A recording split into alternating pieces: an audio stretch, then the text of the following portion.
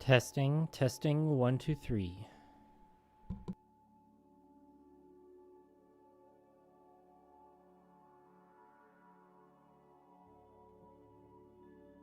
Testing, testing, 1, 2, 3.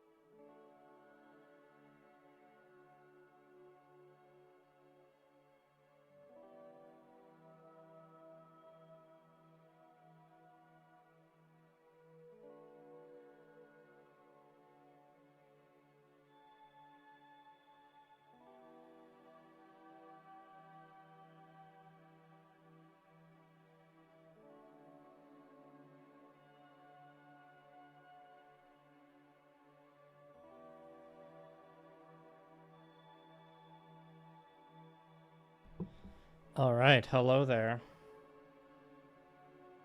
Hello, Tinko Wolf. Hope the audio and music sound okay. Just getting adjusted in the seat here. Lowered the screen there.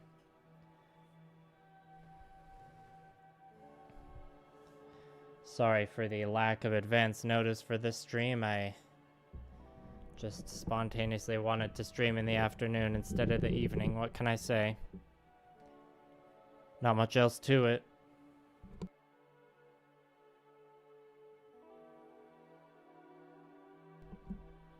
Sorry, I should have muted the mic before I started adjusting it.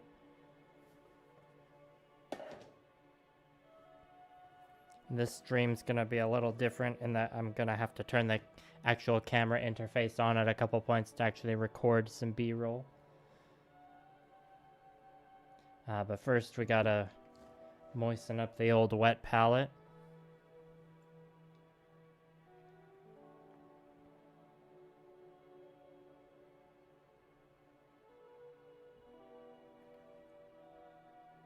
Hello, Artie Chard. Yes, exactly. Gotta strike with irons hot.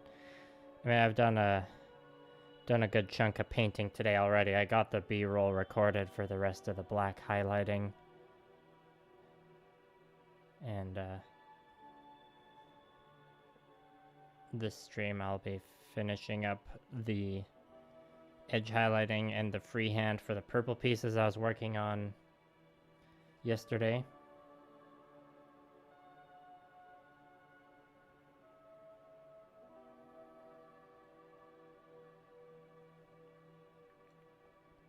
And I'll need to record some of that. Before I do that though, gonna be just finishing up the black on a couple other pieces just for the order of when I'm shooting B-roll for the video. Need to give the illusion that I've completed the black on all the pieces before moving on to the purple, but a secret is that I'm not done all the black yet. I do.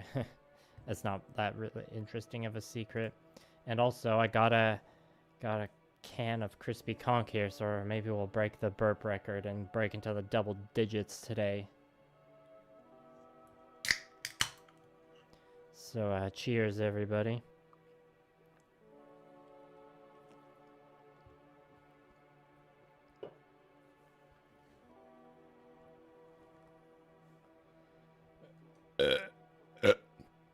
Oh, that one got stuck a bit.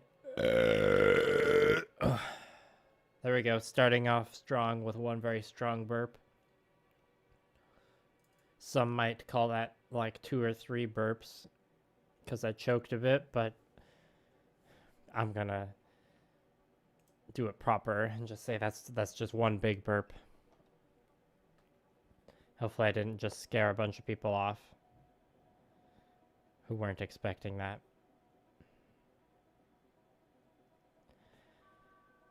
Okay, I think I need to move the camera over just a little bit.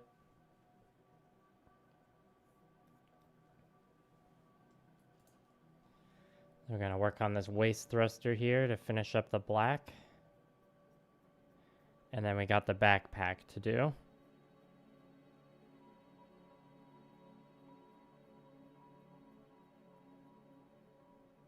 Just brushing off the dust right now.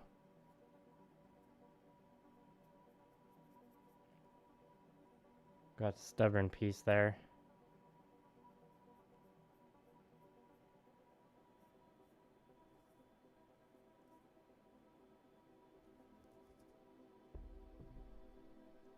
Alright, in case you weren't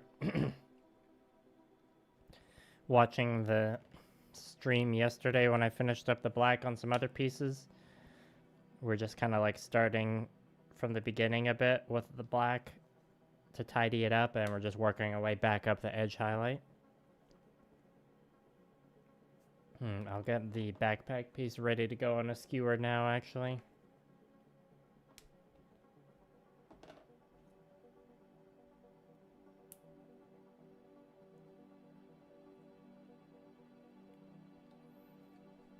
Should give it a little dust too.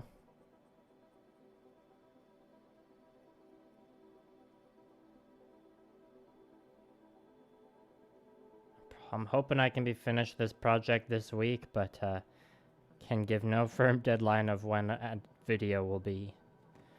As usual, the patrons will see the finished shots and video first.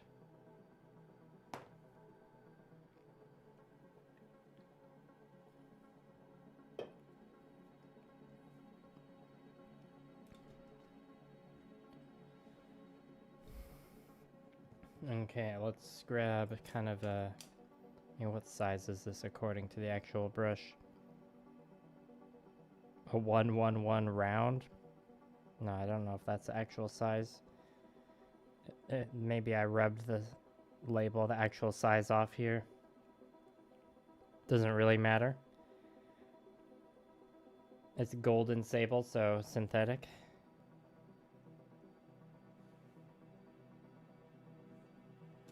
So we go into black here. Right, I gotta put on the glove. We're deep enough into the project that I should be putting on the glove to protect the paint somewhat. So we got the black here, and we're just tidying things up.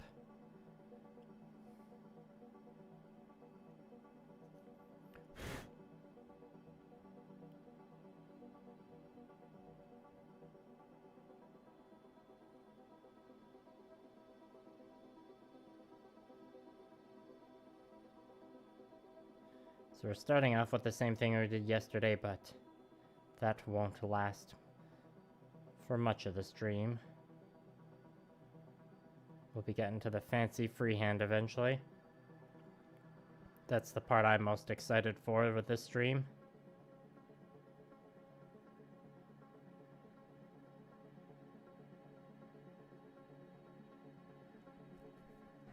Burp 2.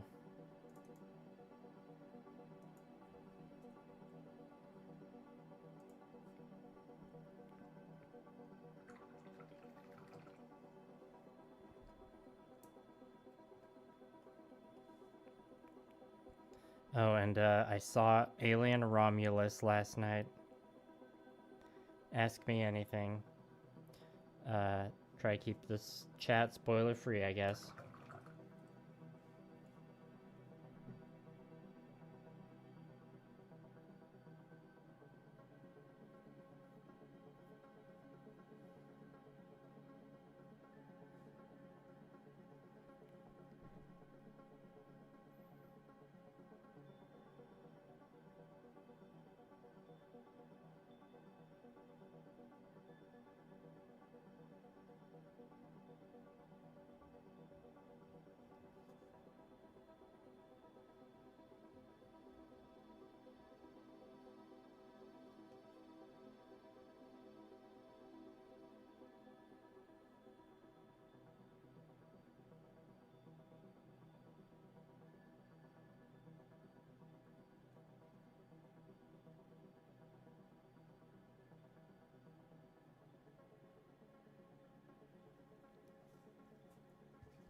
Okay, guess I'll switch back to the skewer just while I work on the other side.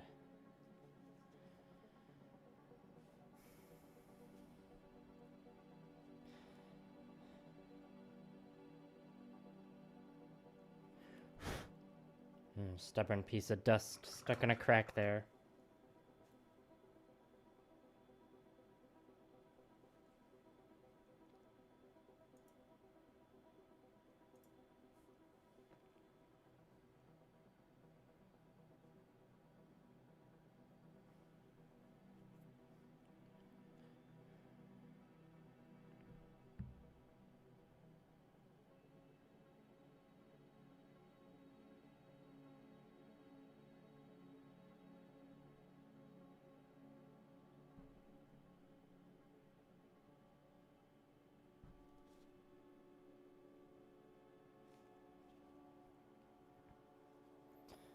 Yeah, I already tried. I enjoyed it, but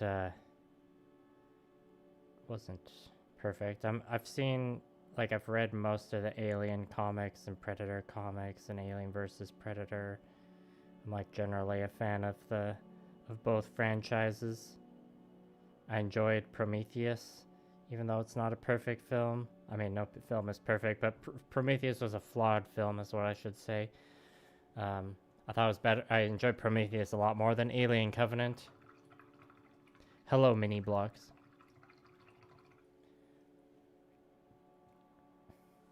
I wish that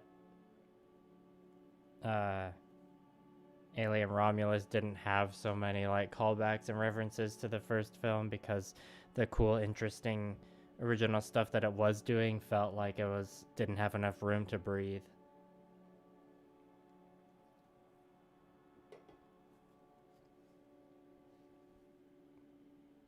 Because there were just too many callbacks. The guy who plays the android did an amazing performance. I think he was the best.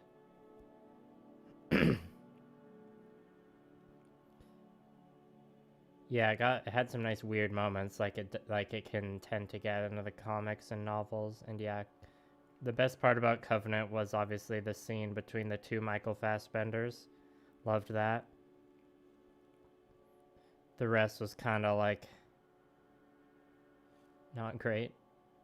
But that was a whole 6 years ago now.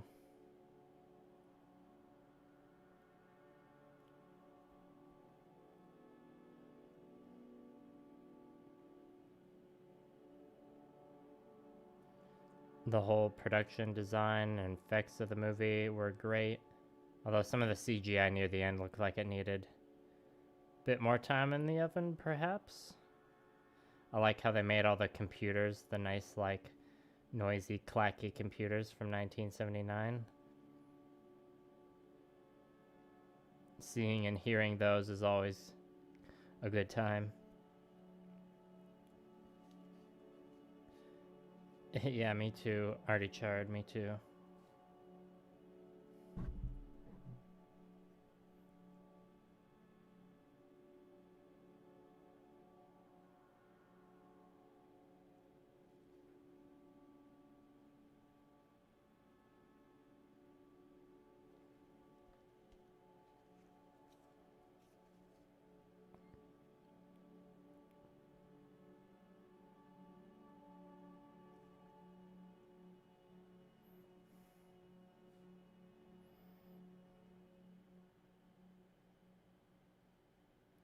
Now, it is a little inefficient. I probably said this yesterday, but it is a little inefficient to kind of be like painting over my previous work a bit in this like final black edge highlighting stage.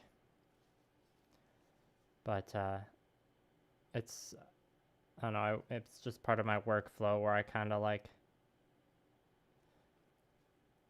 block in all the highlights and then like carve out the proper refined shadows, if that makes sense.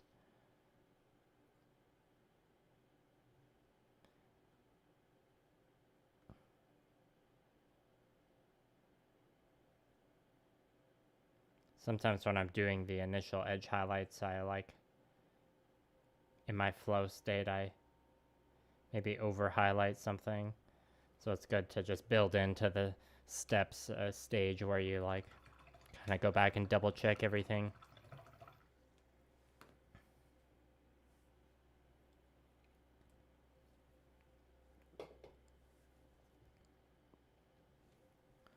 All right. Now we go for the dark gray mix.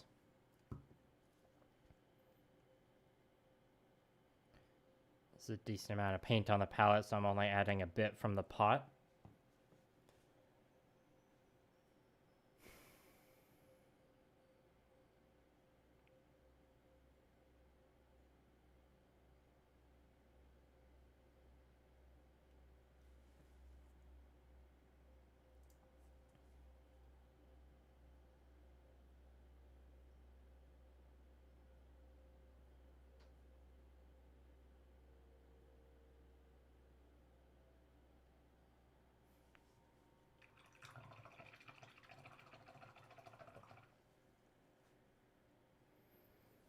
And let's go back to this waist thruster, take it off the skewer to quickly tidy up the bottom. Gonna switch brushes though, or will I? Yeah. But that's burp 3. My 3 burps so far have been very strong ones, so I don't think we're gonna break the record today. Never say never though.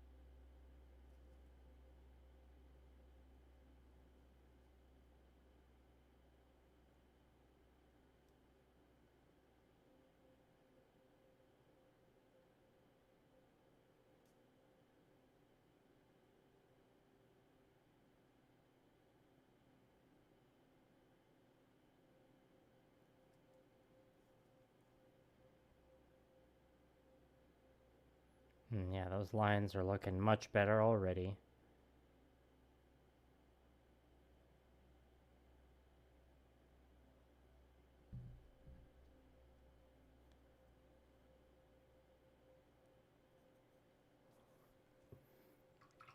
Hello, Fangire Saga and Ricardo.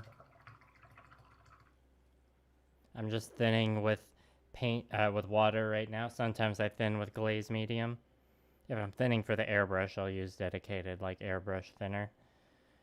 I'm using, the exact paint I'm using right now, it's a mix of Vallejo Surface Primer Black and P3 Iron Hull Gray. When I'm hand painting, I'm always using water-based acrylics. Most of my stuff is Vallejo. But I've kind of got a mix. And I've got a few paint bottles that are just like a real janky shit mix of just leftovers I had of multiple brands.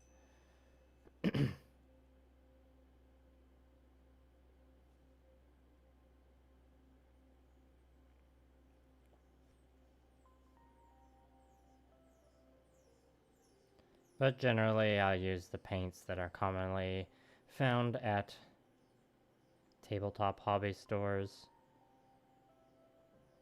I will use some Games Workshop products still, but generally try not to use them because they're a little pricey. Vallejo might not be quite as good, but it's still close enough and a much better deal for the price. And they're consistent.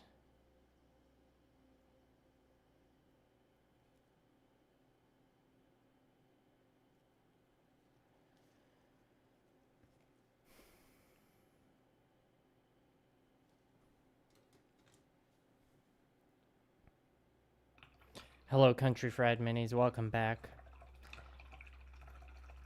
Yep, I'm so gung-ho to get this project done. I started streaming in the afternoon instead of the evening, like I said I would.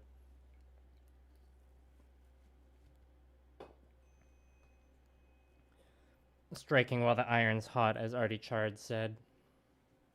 And this is gonna be the this is gonna be the last stream of this project. Don't know when the video will be out.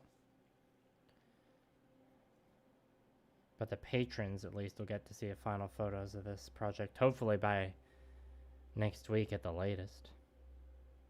They'll also see the video first, but I got no firm timeline on that. Too much real life getting in the way to have consistent video releases as usual, but that's totally fine.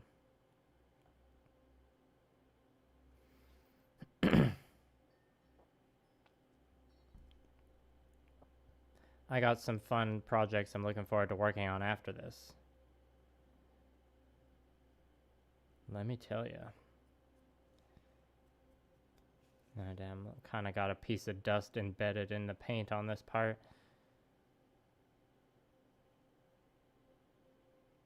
Which happens on basically every gunpla or thing with large flat surfaces.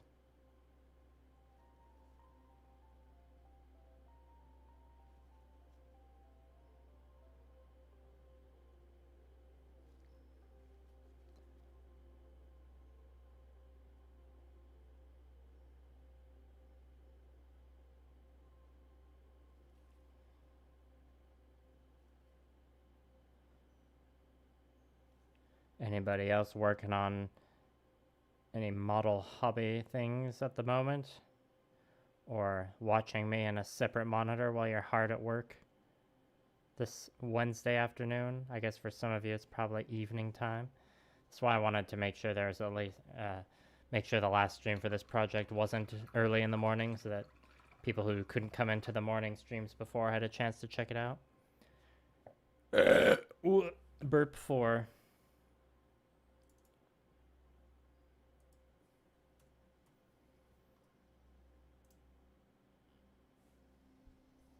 Nice. Hive Tyrant's almost done. Good to hear, Fangire Saga. Thanks, Gerard. Appreciate those encouraging words, and appreciate you coming by, even if it's just for a bit.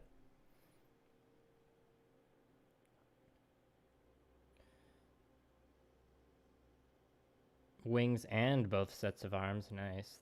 That's proper bug-like. I don't know how many of you would have seen this, but when I got out of the movie theater last night, or when I got home, you know, checked Instagram, saw that Bandai finally, after 5 years, announced a new Iron-Blooded Orphans Master Grade kit, and it's the Gundam Vidar.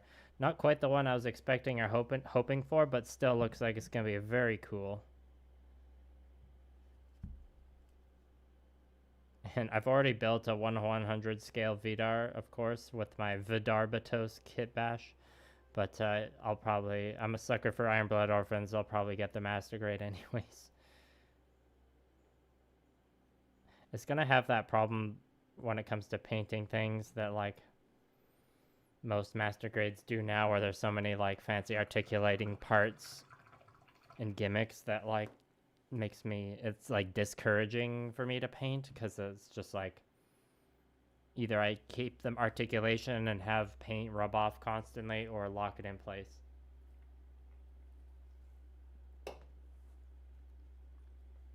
Thank you, Cyber Scorpio, and hello. The last few streams have all been coffee drinking streams, so we've had a severe lack of burps.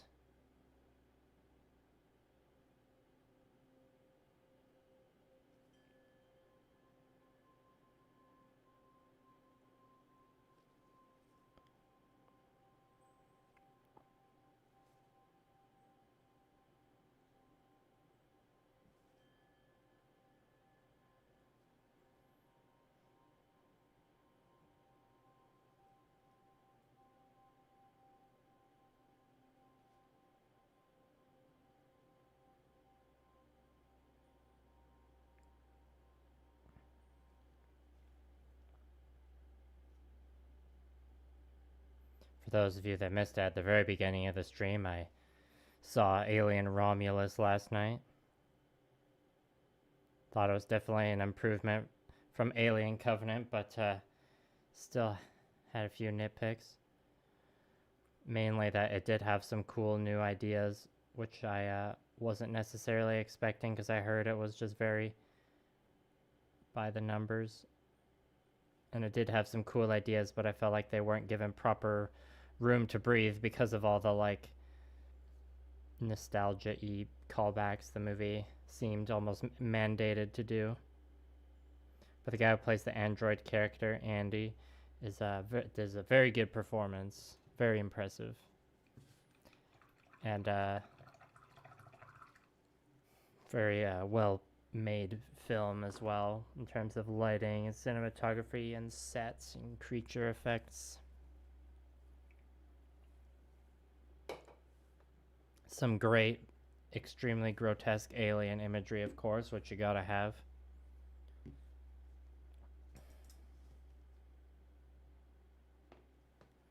I'm happy you were able to try something new with that Tyranid project, Fangire Saga. Did you have to use like a bunch of green stuff or any drilling to get it to work?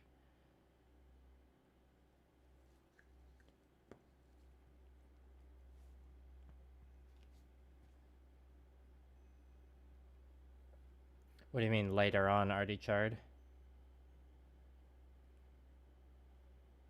And Cyber Scorpio, I'm glad you were chomping at the bit for some burp streams.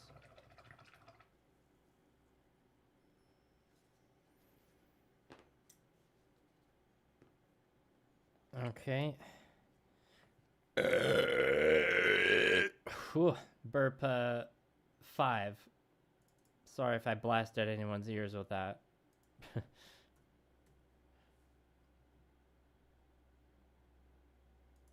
Both, actually. Nice. Well, congrats on finishing your first, or attempting successfully your first customized model like that. I hope you have many more satisfying projects to come. Oh yeah, that's a good part.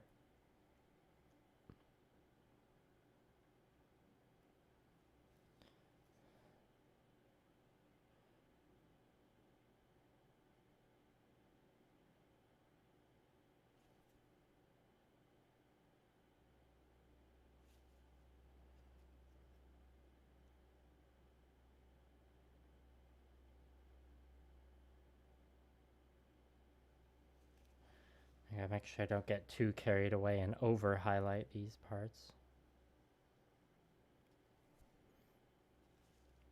I feel like I kind of did that on the top already, but I got a bunch of darker gray here ready to go to just bring it back a tad.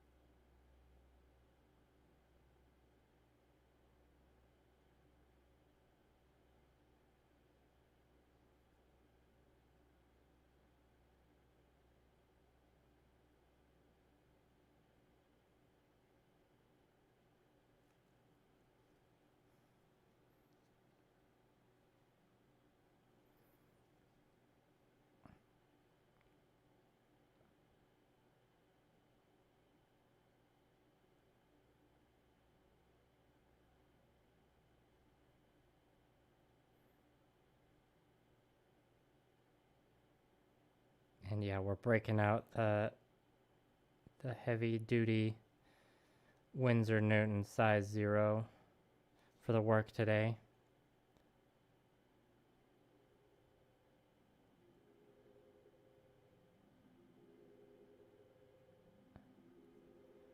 I only break this one out, you know, when things get serious, but I have gotten a lot of use out of it. You know, no brush can last forever. Definitely gotten my money's worth out of this one.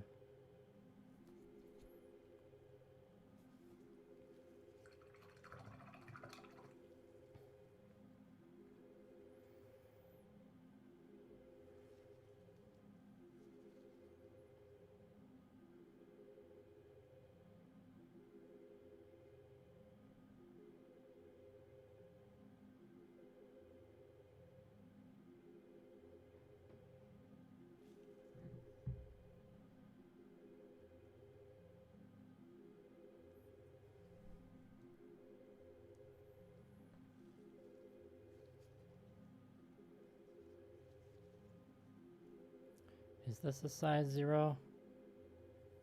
Or double 0? Like with my other brushes, the number is actually rubbed off, so I don't know. It might be a size 1. No, I'm pretty sure it's a size 0.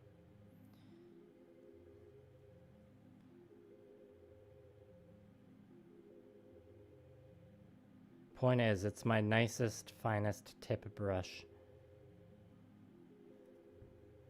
It's like, what? We're at the point of the edge highlighting where I can't just like finagle using a curved or a brush with like a tip that's starting to curl, you know?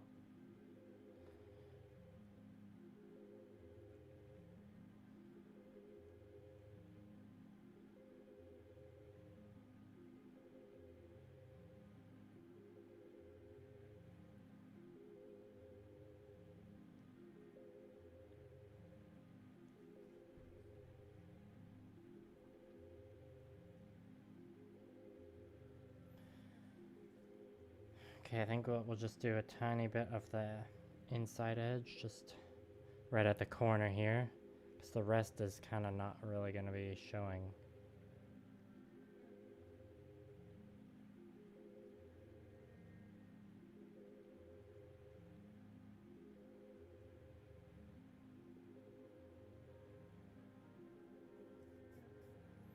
Oh, I can't forget the tip down here.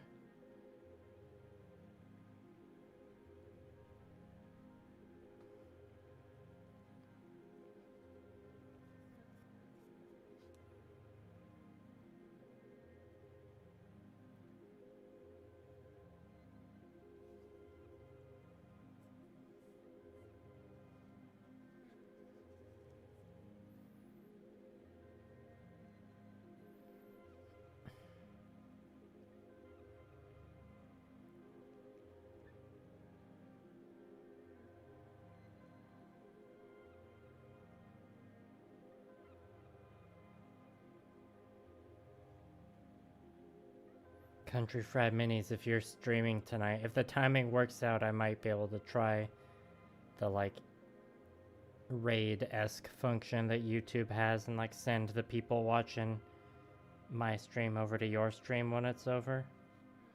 But you know, don't let that influence the time you're planning to stream anyways.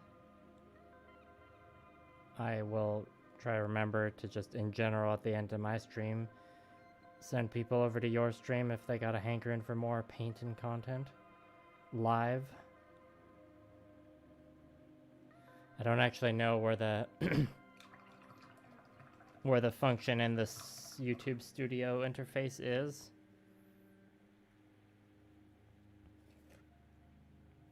Alright, back to the backpack.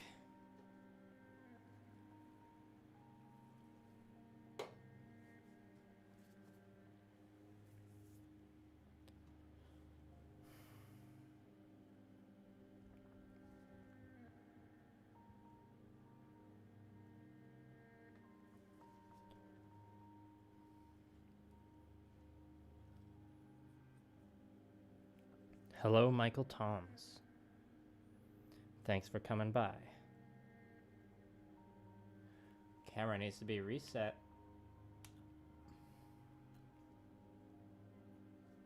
Needs to be reset just like Andy in Alien Romulus.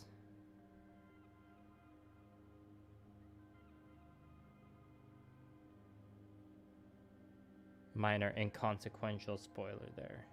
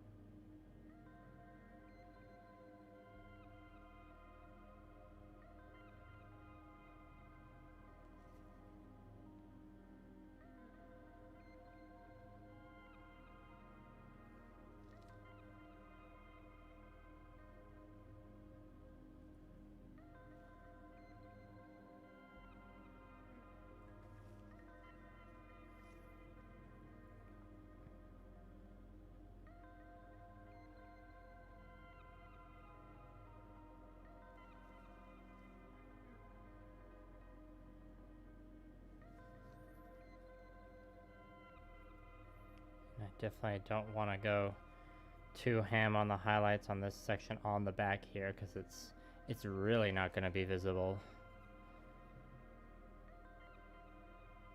I mean, maybe parts of it will, but it's like it's not a prominent area that deserves a bunch of attention.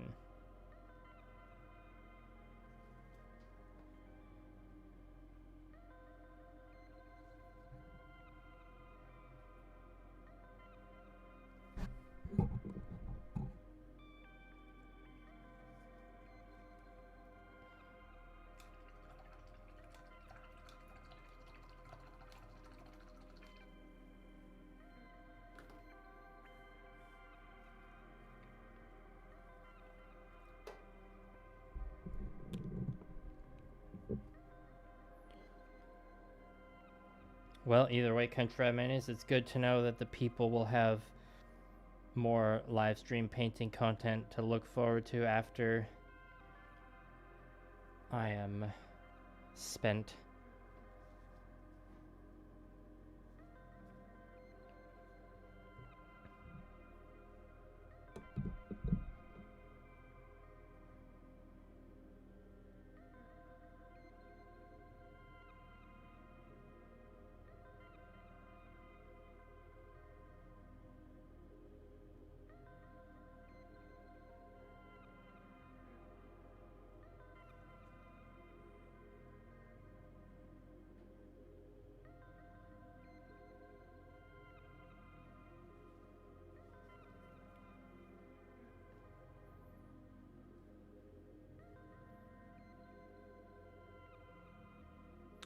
And I'm kind of forever haunted by the seam line here. I didn't sand well enough.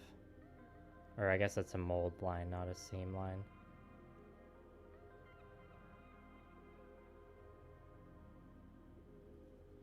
I guess I could have done some filigree on the side of the backpack. Maybe I should.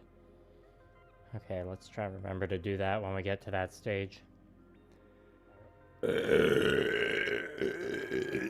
Burp 6.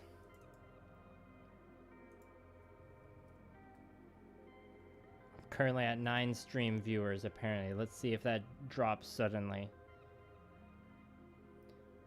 The way I keep bringing that up, it's almost like I'm burping to try and get less people to watch the stream, but I assure you that is not the reason. Please keep watching.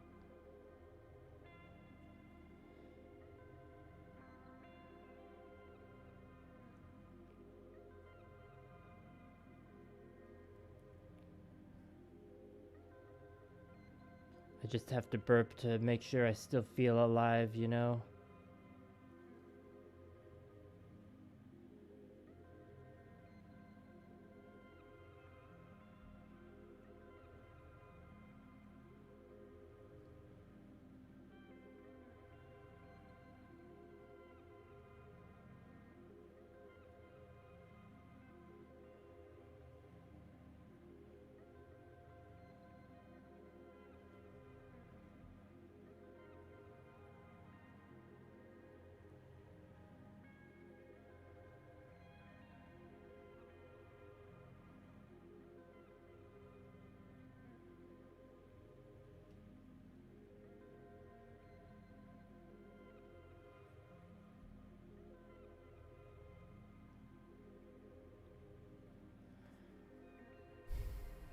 It'll weed out the true believers. Yeah, I suppose. And thank you, Volrath34. I've never heard my burps referred to as having sustain before, but I get what you mean.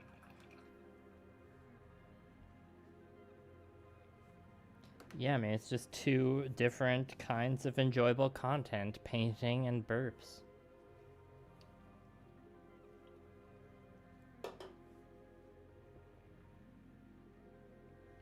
At least maintaining, like, a balance of morning and evening streams ensures that, like, every single stream I do isn't just, like, an absolute barrage of belches. Okay, now we shall add some white to the mix for the final edge highlight for the gray. Or black, I should say.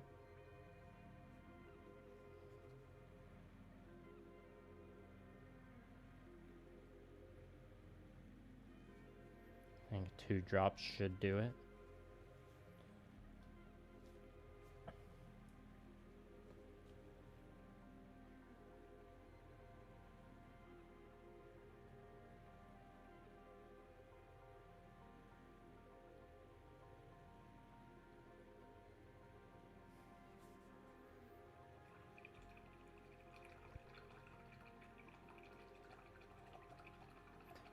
Nice work, Fangire Saga.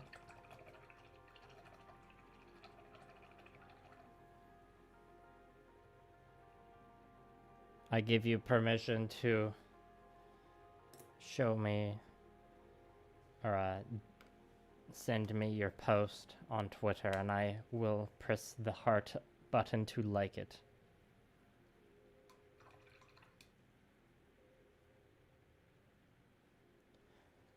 Alright, now we really only want to be focusing on the corners and edges that are going to catch the light from above. First, I got a burp. That was burp 7. Can's almost done, though. We're reaching the limit.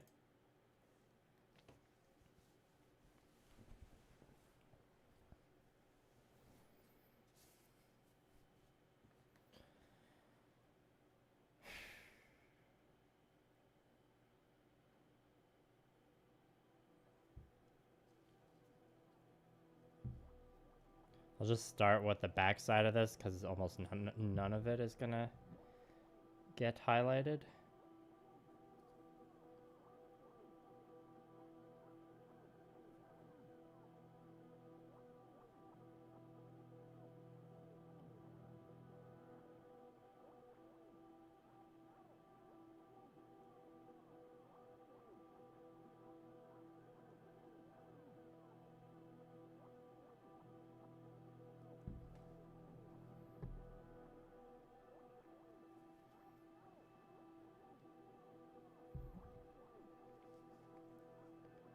Sorry, hopefully it's not too annoying when I keep accidentally hitting the mic with the end of the brush.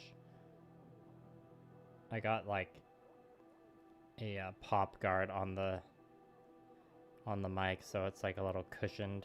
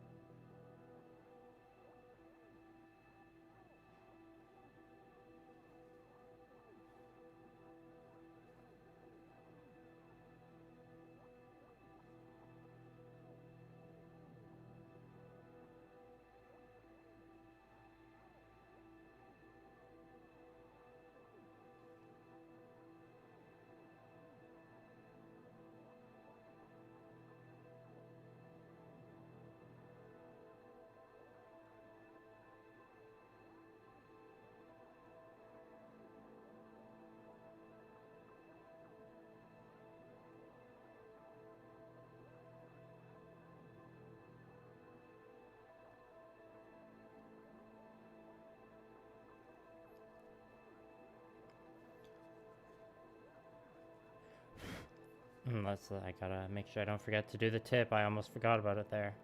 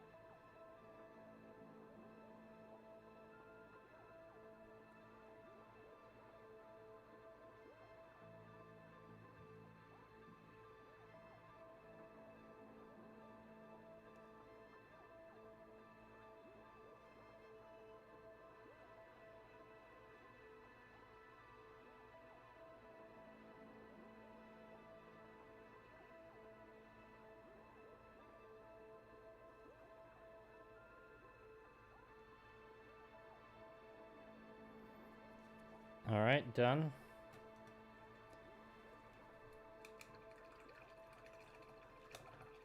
Hello, Rami bro.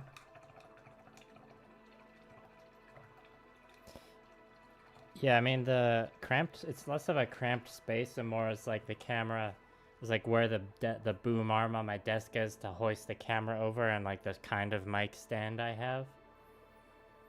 But I think for what I'm working with, I've got it decently optimized without having to buy any new stuff.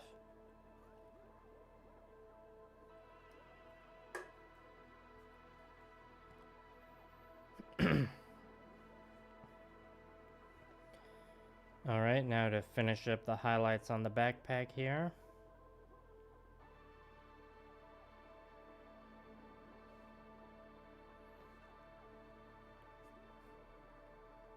Hello, Robert. Ooh, and thank you for the $10 super chat. Glad you like the purple, and the extra bit of support there is very appreciated.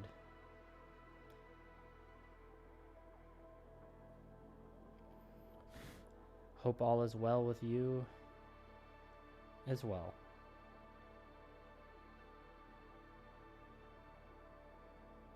I'm certainly doing well after receiving your super chat.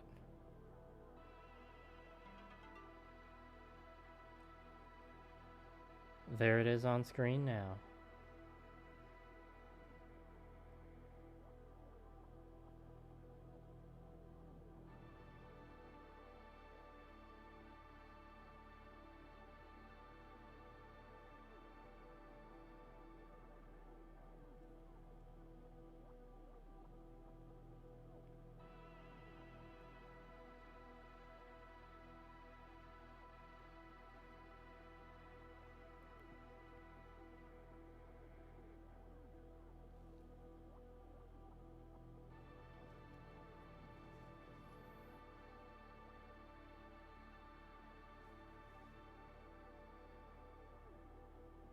Not gonna go all the way down on the edges to highlight the bottom here because it's obviously on the underside and in shadow.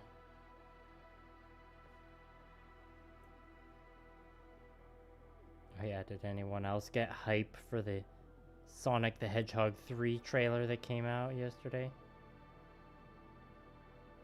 I don't know if it came out yesterday, but that's when I saw it. I was pretty hype in the theater when Shadow shows up at the end of the second movie, let me tell you.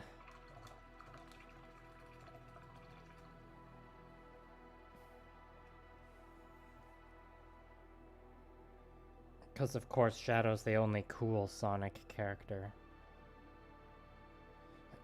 Knuckles is alright though. I haven't watched the Knuckles series that's on Paramount Plus. Don't know if I'm going to.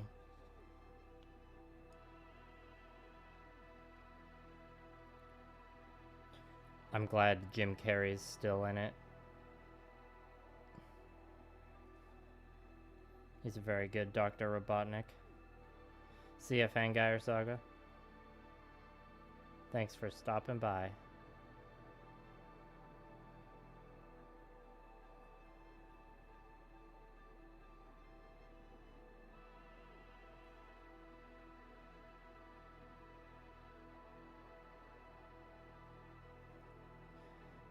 Fangire Saga, I've been painting gunpla specifically since 2020, but I've been painting scale models of various kinds.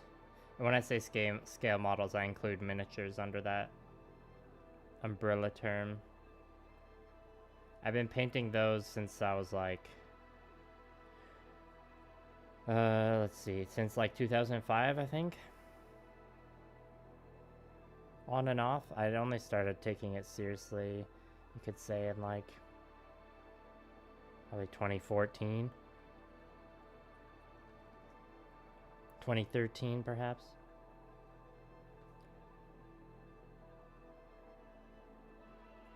So I don't know if I was to give a number for like the number of years of proper painting experience I have, I tend to say like 15.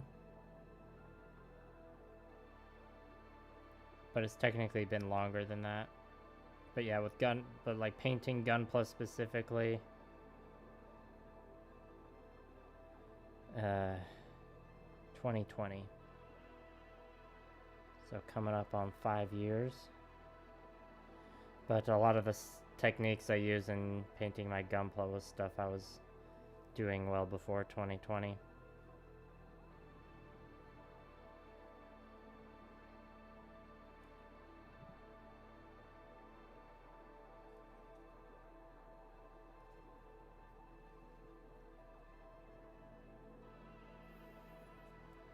Okay, that's our black edge highlighting done.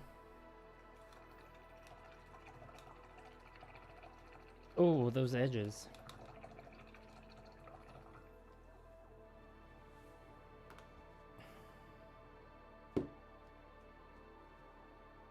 There's enough paint left on the palette. I feel like I should use it to do this, but I'm gonna... excuse me. Oh, burp 8. You know, it's okay if we let some more paint dry up on the palette. We're near the end of the project. I do need to change the camera, whoops, camera interface, or I need to turn the camera interface on because I actually have to record some B-roll now.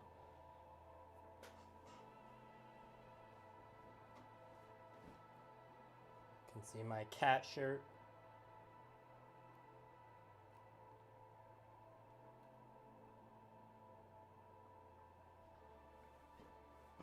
Oh, and you're gonna get to see me change SD cards live because as you can see, I only have enough space on the current cards for 2 minutes, 25 seconds of footage. Good one, Robert. Ooh, Volrath, you got some Conflict 47 mechs. Those are, well, I mean, in my area, those you don't see those very often. That's a good find. Okay.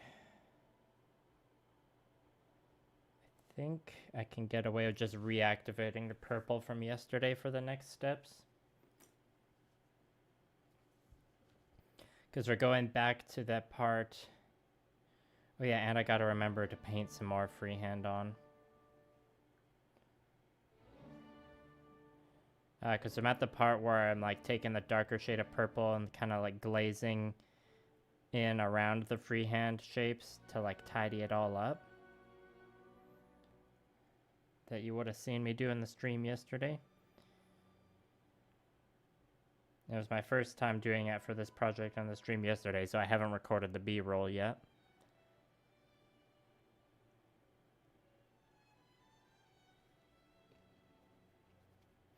Hello, Ethan. I don't really watch wrestling, no. I appreciate the performance of it.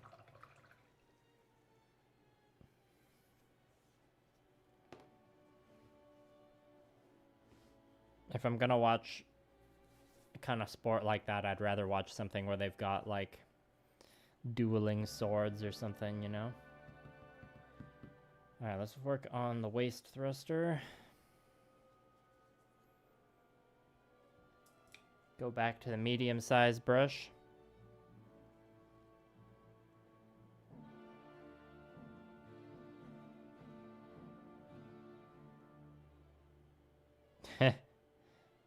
Yes, I do recognize or I hadn't heard of Seth Rollins before until someone kept commenting that I look like him, and then I looked at the picture. I'm like, yeah, I guess so. Okay, I'm not going to record doing the back part of this thruster because it's a little more awkward to film. At least when I have the camera interface on like this, it's easier to see where the actual autofocus point is.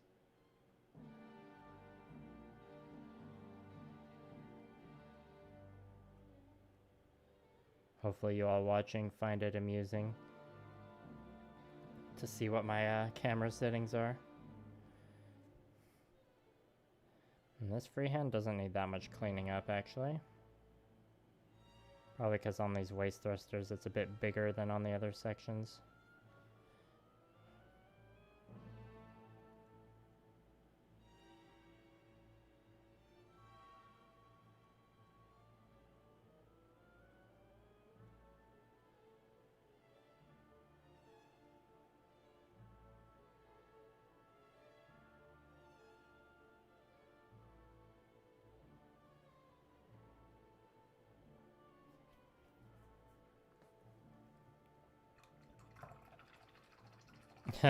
Robert was right on the money there. Volrath, definitely. I've taken this wet palette way beyond what I should have. Ideally, like 2 to 3 weeks is as long as you push it. But I've had a couple road trips I've had to go on this summer, so this is a bit of an experiment on how long I can like have a wet palette going. I've taken various steps to control mold, like putting copper in the wet palette and using hydrogen peroxide. Okay, time to record a bit of actually tidying this up.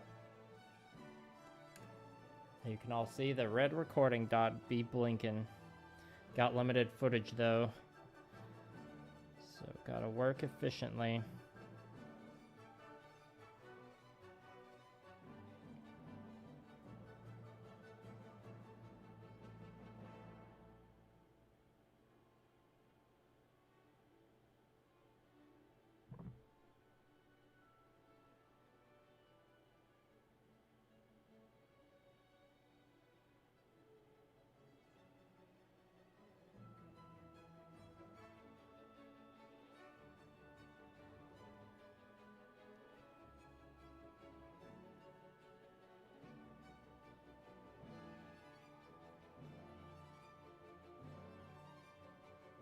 So hopefully you can all see how I'm kind of like carving out the shapes to make them a bit more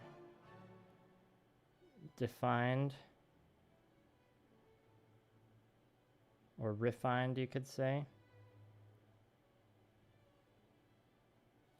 And this paint is a pretty thin glaze, so if I like over cover it a bit or paint over it a bit too much. It's doesn't really ruin it or anything. Because I am going to be doing one, if not two more passes over top of the freehand designs after the edge highlighting is done.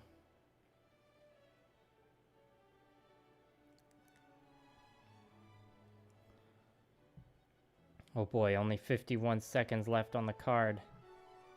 How thrilling.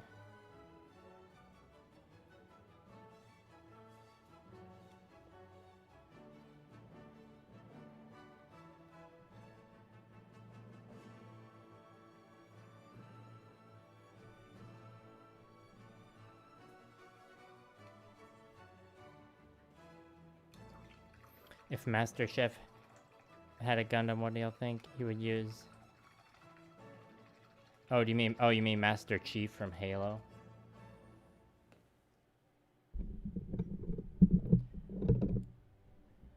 I mean, if you go by like logic, I feel like he would just, the boring answer is he would just pilot a RX-78-2. But green.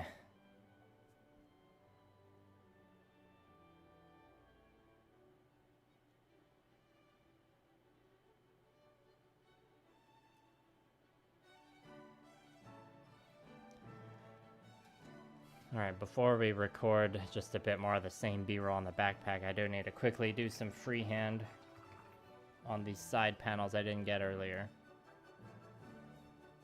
What do you think you would pilot, Ethan? Got plenty of purple to reactivate for this purpose.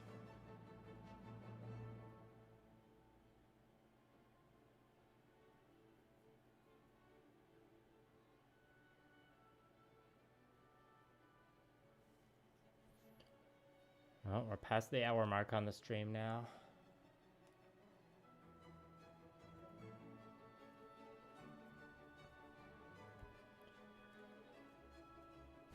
Okay, let's come up with some freehand here.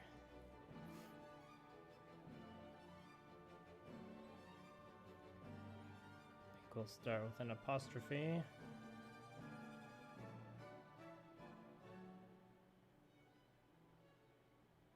Going down.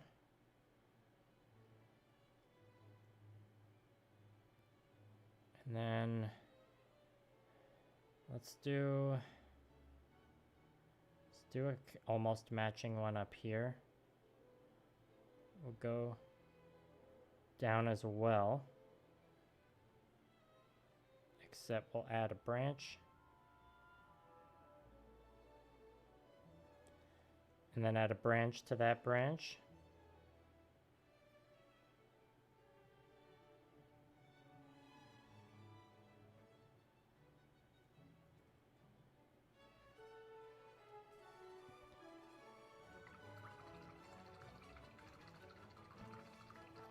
I mean, the GM Spartan, that's also a very appropriate answer. I can get behind that.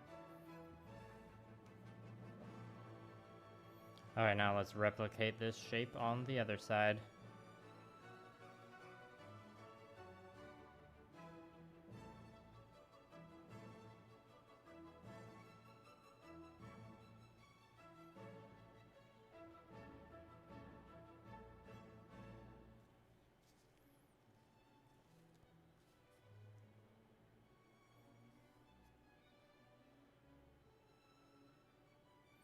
You're seeing trees. Interesting.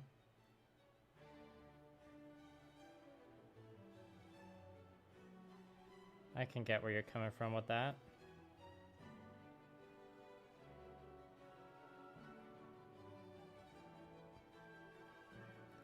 I mean, I sum up my freehand painting, or if I was to sum up my freehand painting as concisely as possible, it'd just be like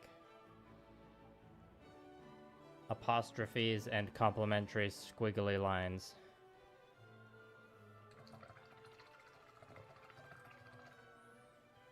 Yeah, I guess I did say branches. That's very tree core. Okay, I'm just gonna record a tiny bit more B-roll for this dark purple glazing step.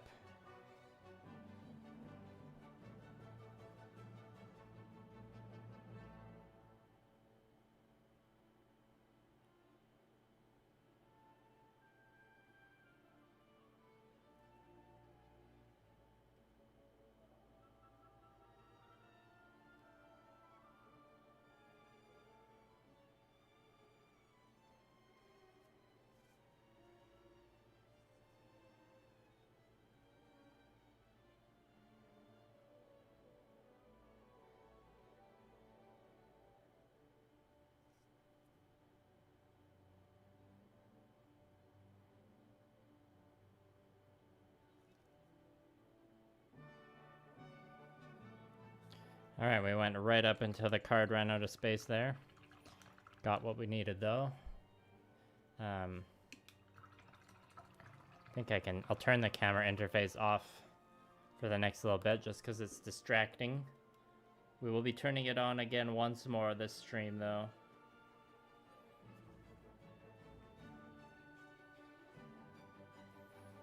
Let's finish this glazing step.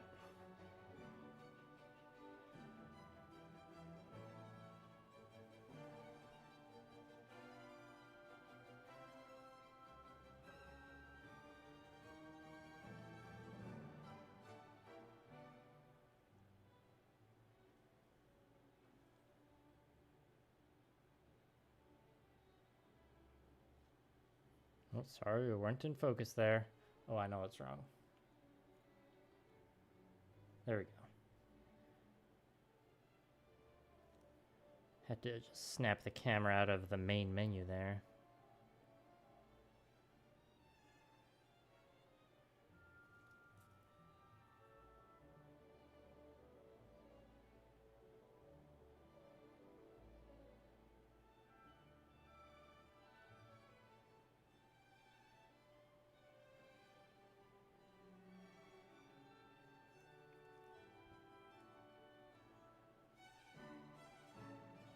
Yeah, this backpack doesn't need as much cleanup as the other sections did. Probably because the freehand blocking on this piece was towards the end of that step, so by then I was just like locked in, as they say.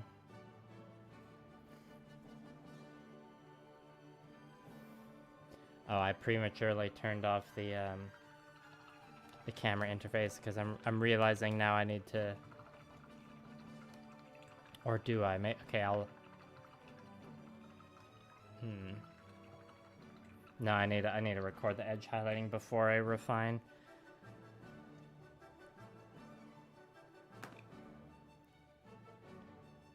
Just had a jump scare for the last 2 seconds. Steal away, country fried minis. Okay, so with our purple shades throughout this project, it's been 3. I mean, it's been 4. But we're done with this, like, navy blue shade now. This was, like, the base was these 2.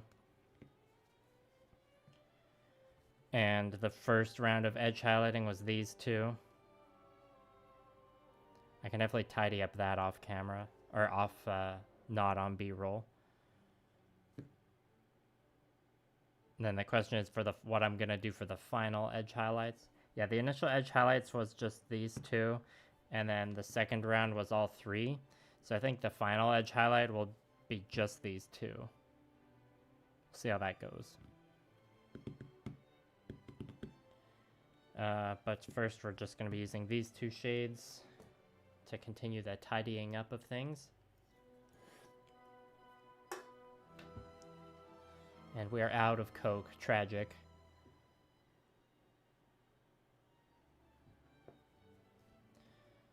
Alright.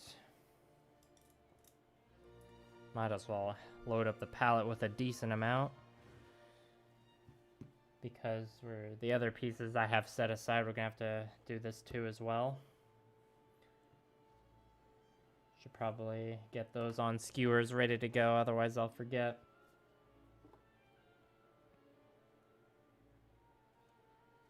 Probably start with these pieces.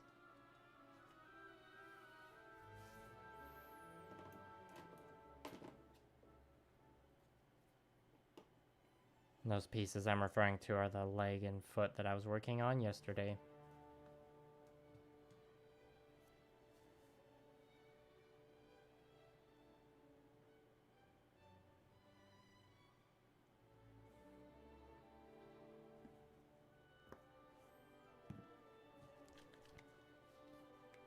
And we're only using a bit of this rose here.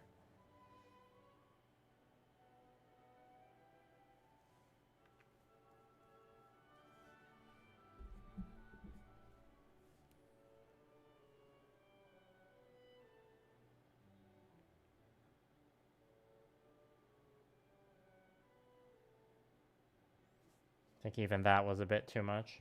Just a little bit though.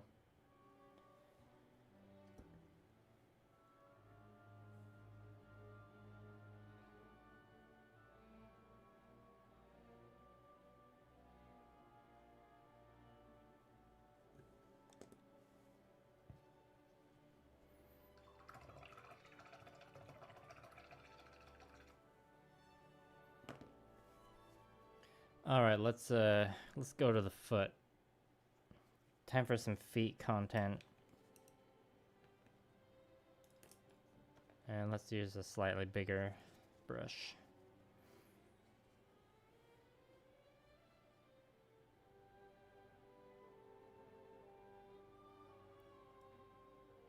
Not really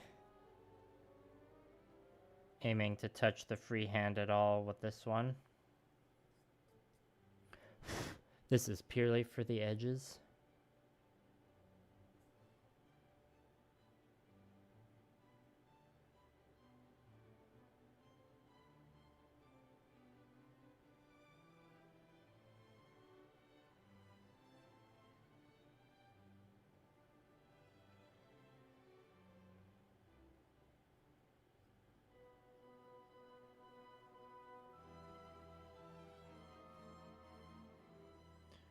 Camera could be a bit brighter.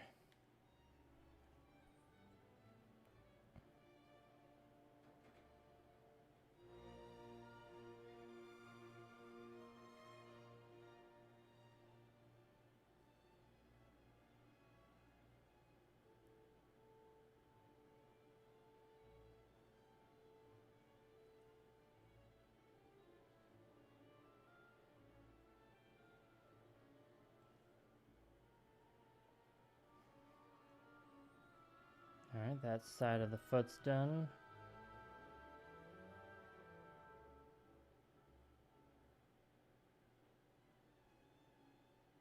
Man, it's like I look away from these pieces for a day and they just become absolutely covered in dust again.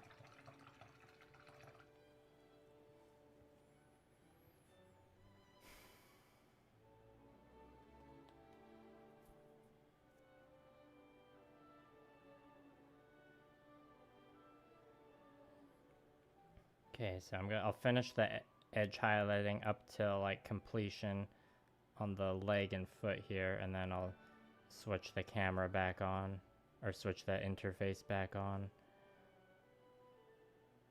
to record the final edging on the waist thruster and backpack, and then we'll record the final freehand work back on the foot and leg.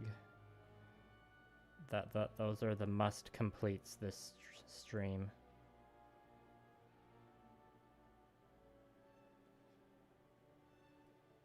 I feel like by the time I finish all those, I'll be at about a good stopping point.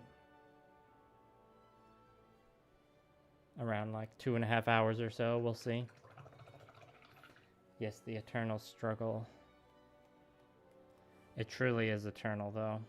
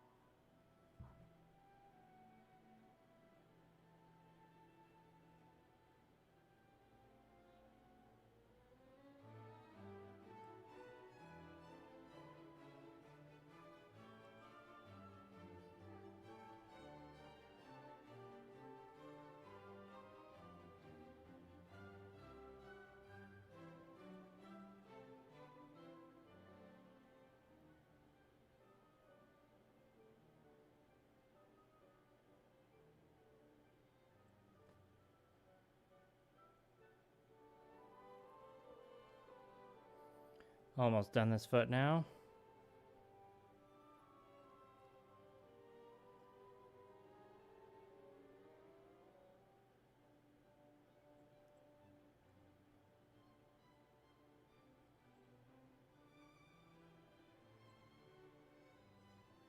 When I get into the zone and stop talking because I'm just like locked in on those edges, is the music loud enough to just like distract or to like fill the silence, or should should I up it a bit, or is that just loud enough to actually hear some melodies? Okay, leg.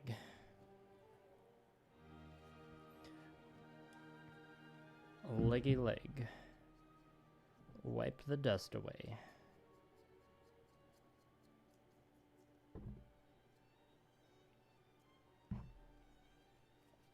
I don't know if Barbatos Lupus's legs are the best legs in Iron-Blooded Orphans, but he might have the best feet. His legs are pretty good though.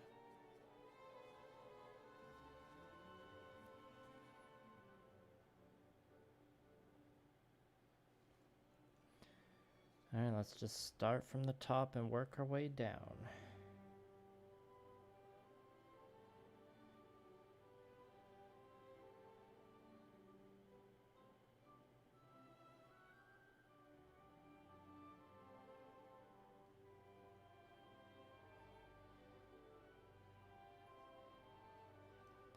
And I could combine this edge highlighting step and the freehand finishing step. But I'm choosing not to, just so the steps themselves are in a bit more manageable chunks, but also because I want to be focusing, or I'm going to be thinning with glaze medium for the freehand, and I would rather not thin as much with the edge highlighting part.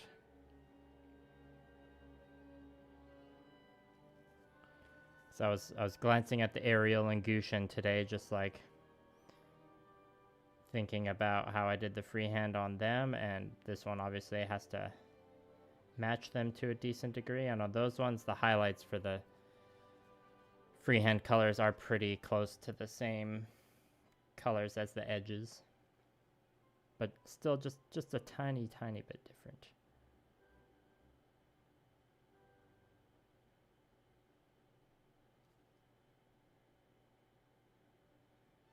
And this step is like a little redundant doing these edges again, but it's good to have, like I said earlier, it's good to have the step built into the workflow so you have a chance to tidy up everything and give it a second look. Add some more depth to the shading, or bring it back a bit in the areas that you might have overdone it.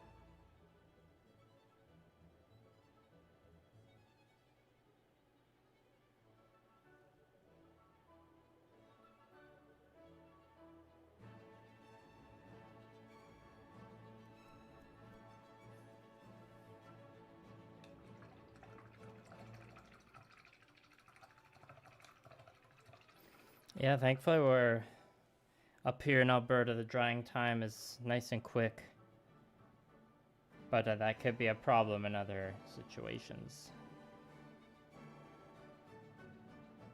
It's very rare that I paint without a wet palette.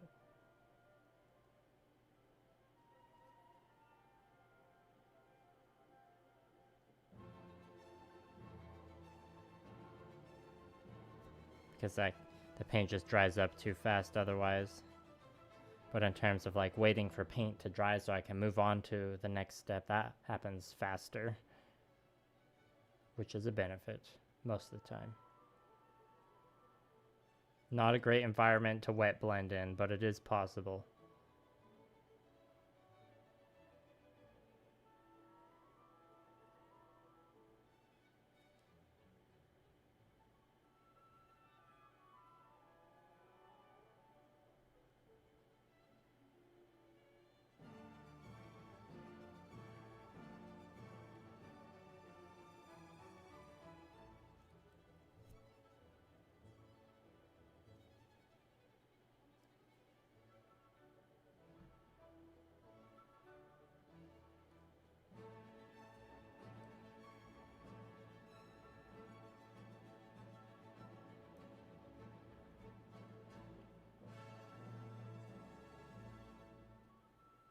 Come on, camera, focus.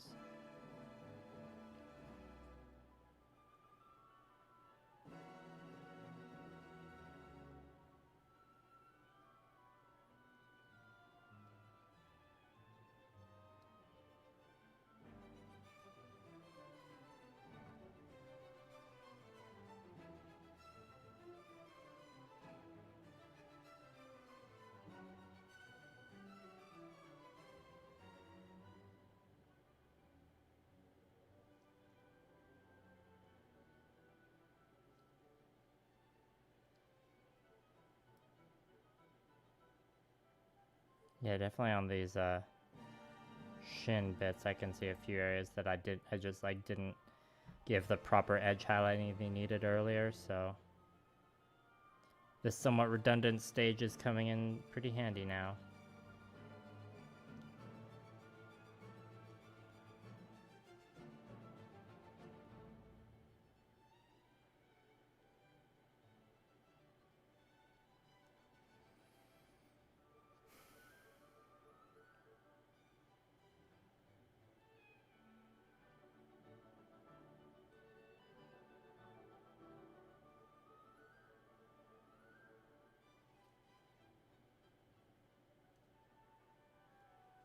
And I'm gonna hop on over to the waist thruster and backpack a bit, because these kind of middle part of the edge highlights, I don't need to record on them.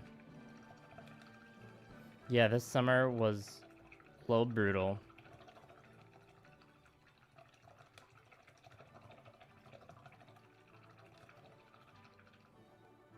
Yeah, the batch painting process for these types of gunpla projects for me is pretty essential. Oh yeah, the master grade Vidar, very excited about that. Had to wait far too long for another Iron-Blooded Orphans master grade. And thank God it's not P Bandai. Oh my god, that would be so frustrating. I think it's getting released in like Q1 or Q2 next year. Don't quote me on that.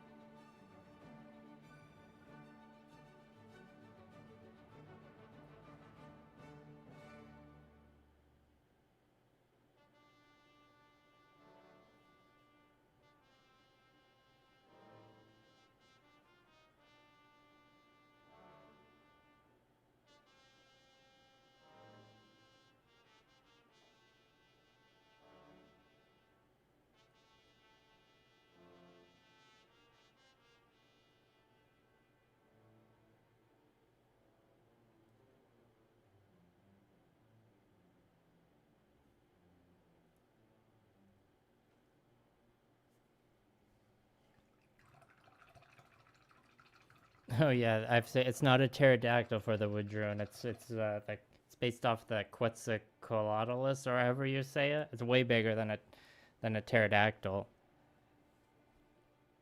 Yeah, if the Master Grade Vidar was P Bandai, we would riot. Yeah, definitely. Everyone outside of Japan would be like, "Are we a joke to you?"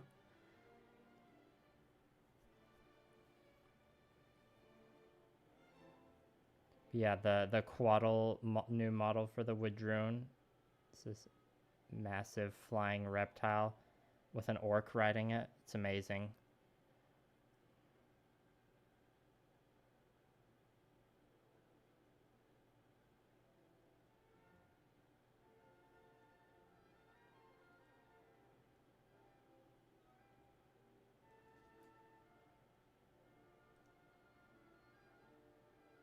If I played with Drune, I would do like a very silly, just big ass dinosaur army.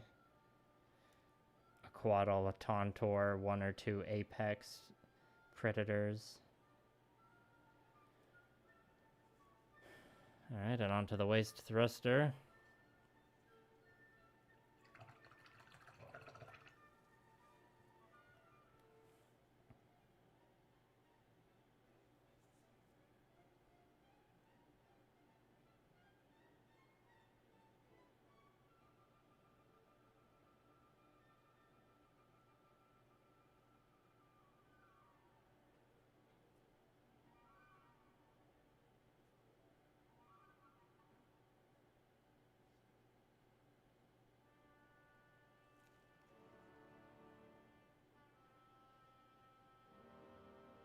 This nice long edge, I can just go down it real easy with the side of the brush.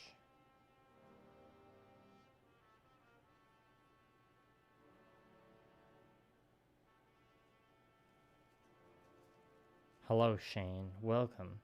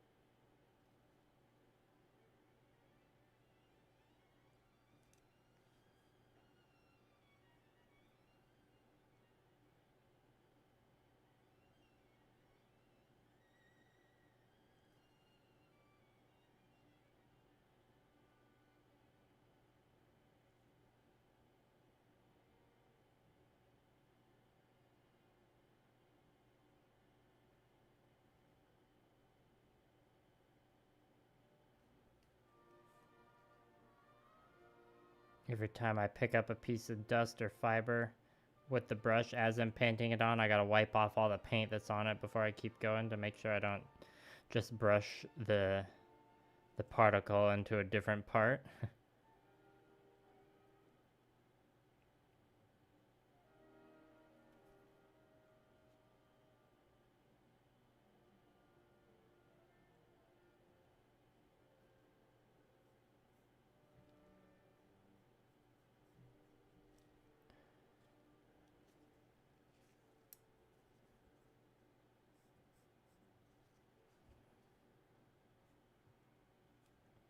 I need to bring in some more of this dark purple on the underside here.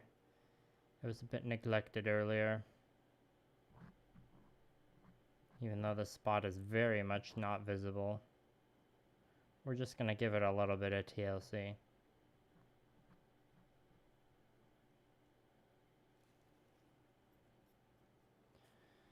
Alright.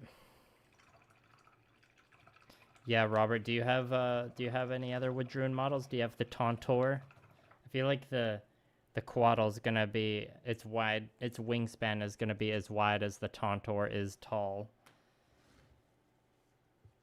See ya, Cyber Scorpio.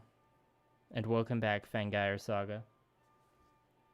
Okay, to mix the next shade for the second last highlight, I need to just add a drop of pink and a drop of whatever this is. Strawberry Rose, I've had a few different names for it. Strawberry Shortcake, that would be maybe like, yeah, maybe I'll call it Strawberry Shortcake. I know Fiverr would approve of that.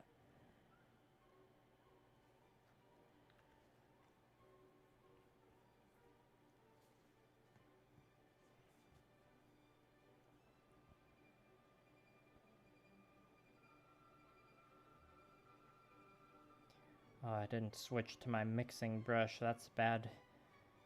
Bad for the brush I'm currently using.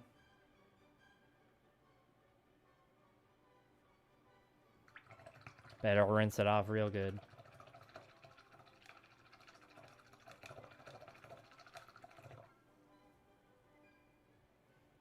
Alright, this will be the last not recorded bit on the backpack and waist thruster at least.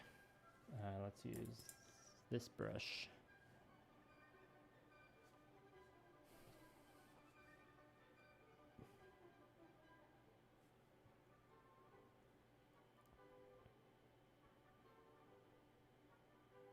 Part of me is glad I'm not a Woodruin player because I don't have to worry about transporting those massive dinosaur miniatures to the game store every week. Okay.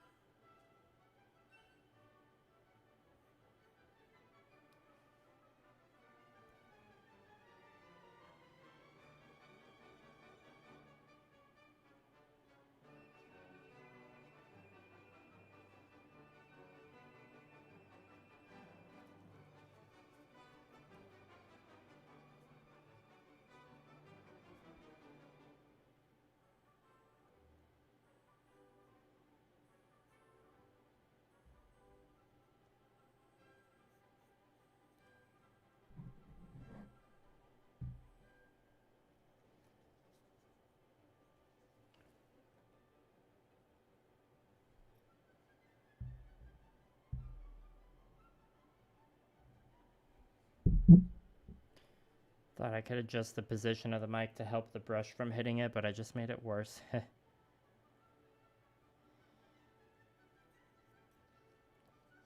Alright, the underside here doesn't need full edge highlighting, just like when we were working on the black. Yeah, I don't think I'm gonna do any here, just a bit here.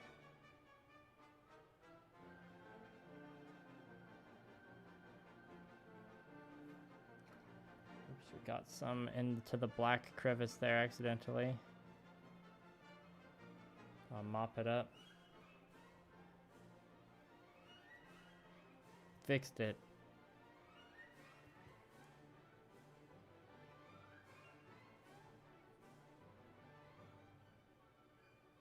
Come on, camera, focus. I said focus.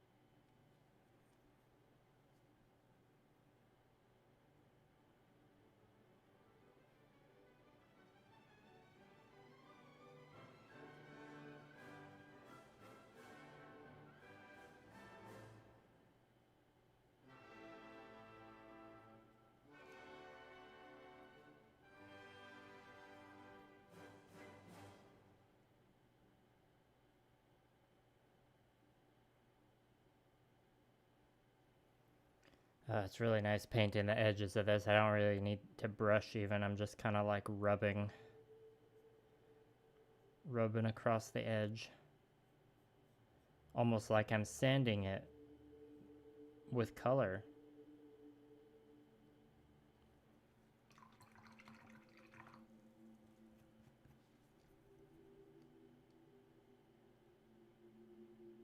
Now, they're not supposed to be exaggerated music notes, but I get why you would see that. It's more just like some basic patterns I have that I just kind of free form get on there that I originally based off just looking at pictures of like old Renaissance parade armor and stuff, like the really fancy audacious plate armor that like nobles would commission and stuff that would be covered in filigree, and just like general European art of the period. I'm obviously like, I only started my freehand journey last year, so I can't pull off like the really intricate stuff that you see on these actual historical examples I'm talking about, but I'm still pretty happy with the results I can get. Once this project's done, there'll be a good progression of 3 to compare with we got this one, or we'll have this one, the Ariel, the turquoise one, and then the Gushin, or the Gushin Delanza Kitbash. So we'll have a nice 1, 2, 3 to compare. It's like, I didn't want them all to be like that different. Like, I definitely could have experimented a bit more with the filigree on this. But they all are in the same crew at the end of the day, so I didn't want them to be too different from each other. Aside from their like main armor color, you know. I have experimented with a decent amount of freehand on my 100 Kingdoms army. And the LBX Pandora I painted in the coloring video I made earlier this year, which is didn't perform super well, so you should go watch it, because I think it's one of my better videos of the last while. It's a shame the algorithm disagreed, though. All right, on to the backpack. Yeah, getting the idea across, exactly. I'm glad you think I'm selling it.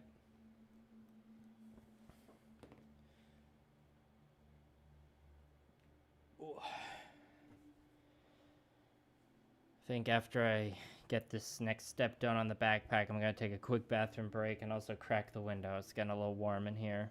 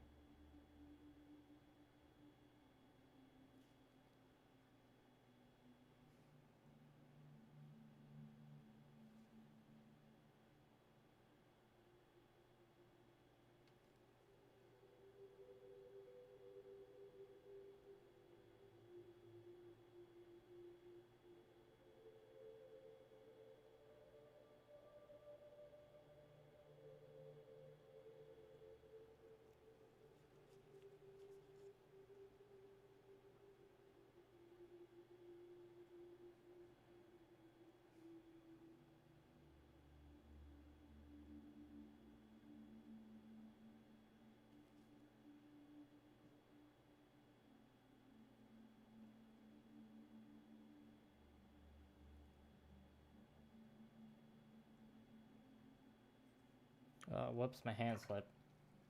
Gotta mop that up quick.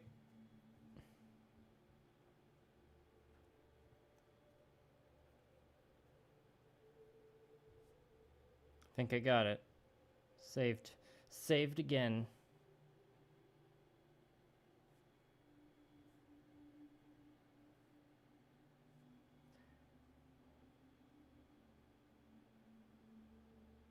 When you're a somewhat messy painter, you get good at cleaning up mistakes. Although I think that's just part of the standard, like, model painter's toolkit is just, like, learning how to quickly mop up mistakes when your hand slips and such.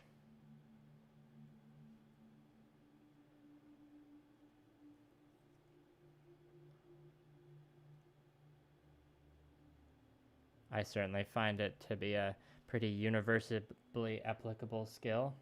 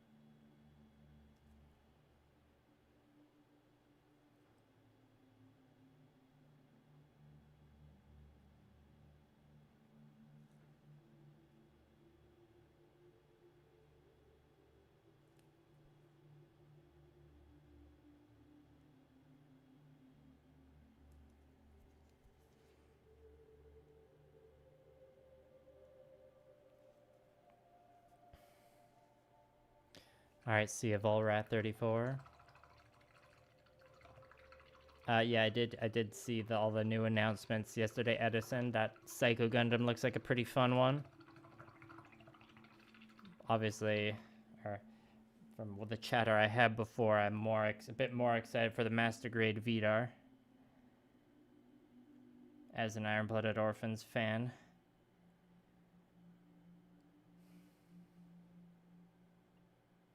$10, yeah, that'll be a big boy.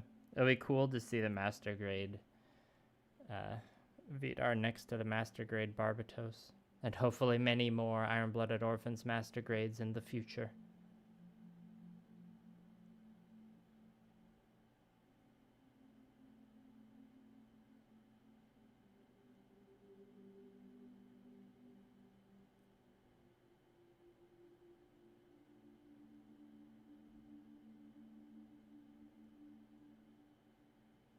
And it shows how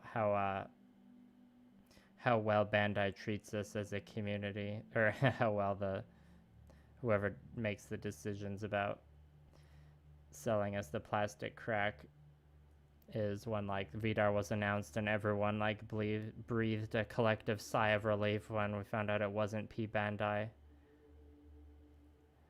It's like, because if it was P Bandai, a lot of us wouldn't have been surprised. Just angry. But hey, I mean, like, complaining about Bandai is just part about enjoying Bandai things. I shouldn't add too much more noise to it. I shouldn't complain at all if I want more Iron-Blooded Orphans Master Grades.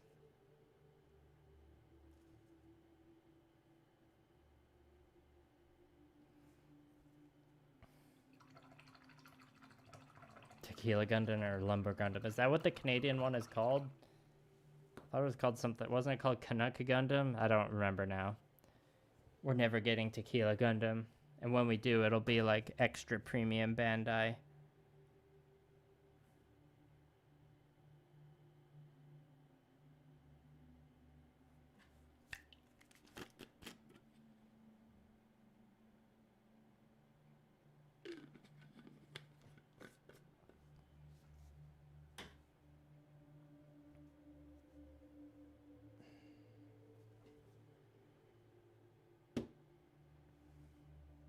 I think I need to take a bathroom break before I go to the leg and foot.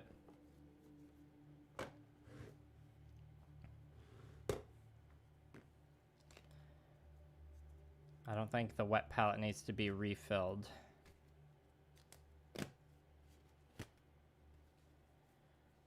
So So this will be a quick one.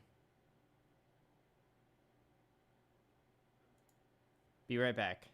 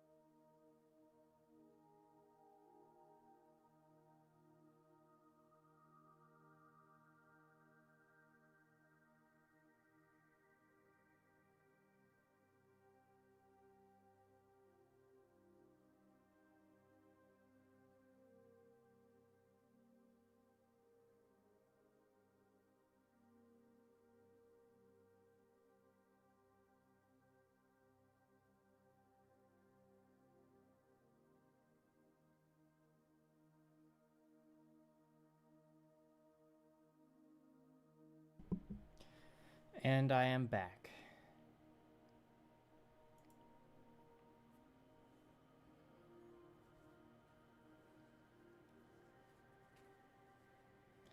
Yeah, I mean, I can believe if the Vidar was supposed to come out last year, but then didn't.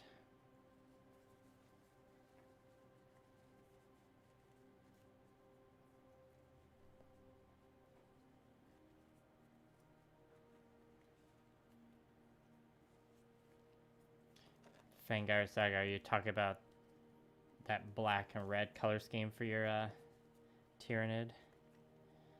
This glove is deteriorating. I just ripped it trying to get it on. Yeah, Master Grade Bale would be cool. I would rather have a Master Grade Graze, though. That's probably not going to happen, though, because that has a slightly different inner frame from Barbatos. So I shouldn't kid myself.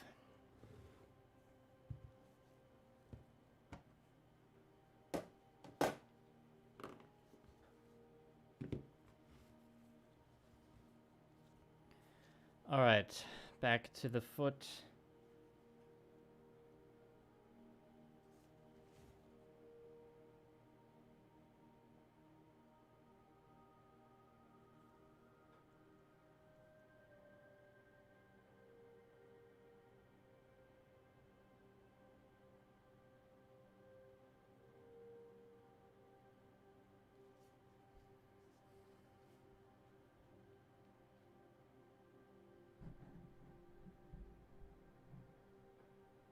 Black, red, dark gray. Nice and villainous sounding. Is the Chimera's Vidar the one with like the extra legs that pop out of the legs to give it like the galloping centaur mode? Because that one's my favorite out of the Vidars. Out of the mobile suits piloted by Makugirisu. Or maybe one of them was piloted by Ain, is that his name? It's been a while since I've seen that part of IBO.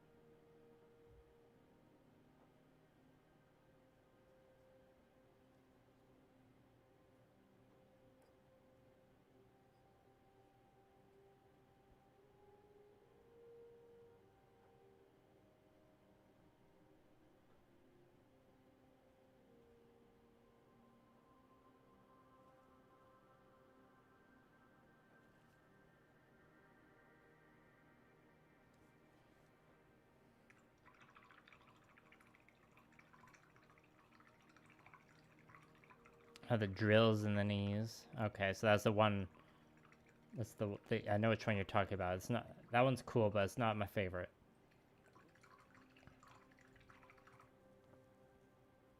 Yeah, that bone color will go well with the red, black, gray.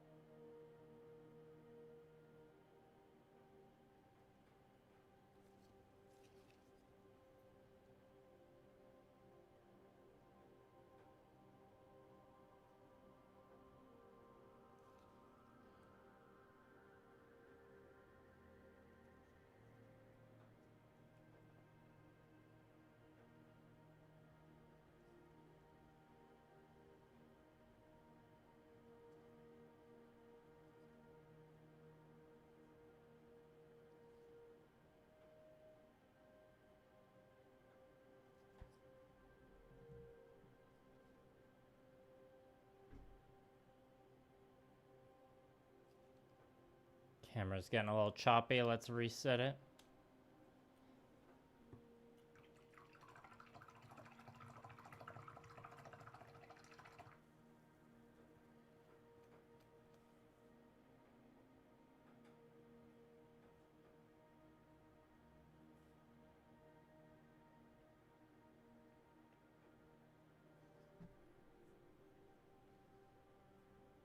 See ya, Fangire Saga.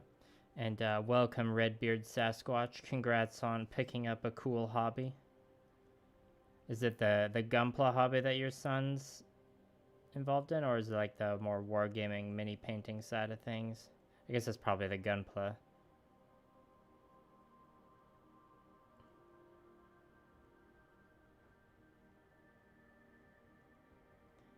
If you haven't watched any of my videos before,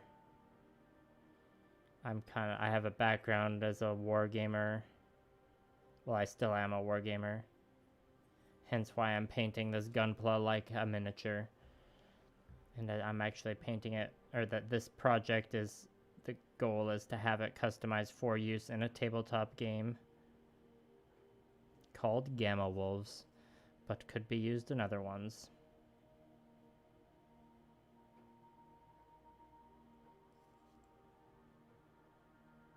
Did you just happen to find this channel for the first time right now because you were searching up gunpla? Hello, the Zeonic Shadow, welcome. Nice to see you again.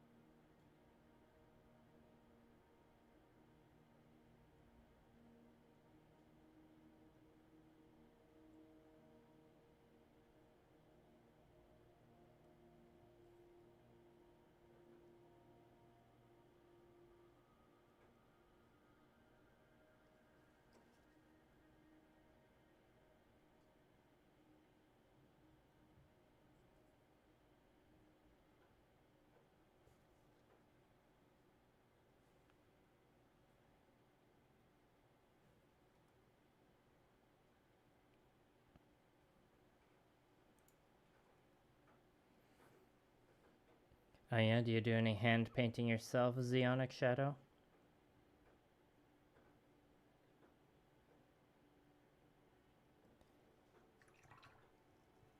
Glad you think it's the best.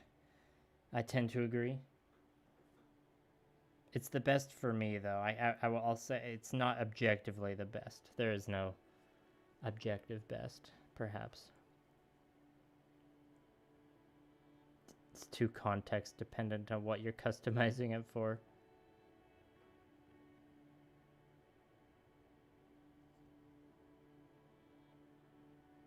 If you want to paint on freehand stuff, then yeah, hand painting is the best probably. It's either that or you freehand cut some masking strips.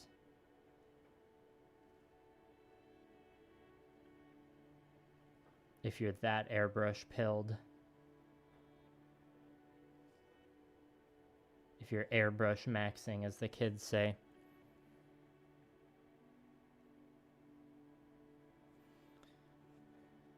Nice. Redbeard, how many, have you done any gunpla yourself yet? Or you, like, did you just pick up your first kit today?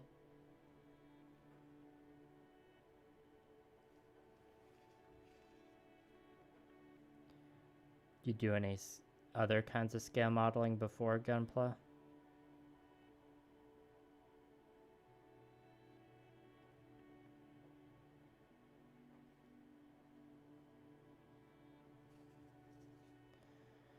Alright, that step of edge highlighting for the foot's done. To the leg now.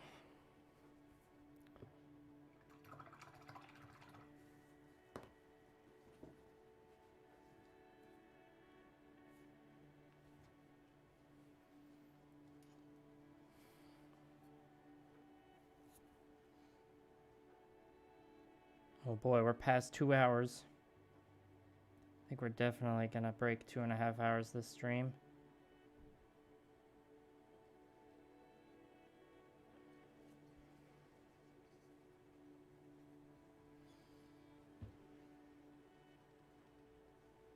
If I stick to what I said earlier about the stuff that I definitely wanted to get finished.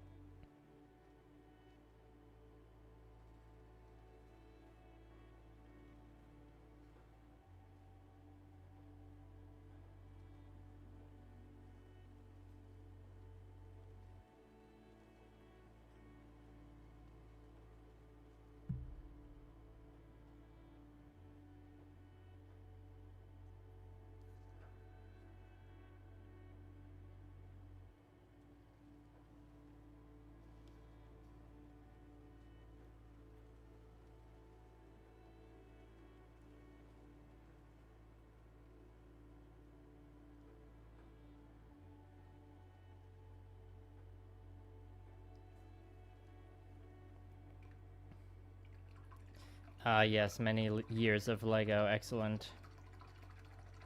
Oh, that sounds pretty epic. A nice father-son basement studio.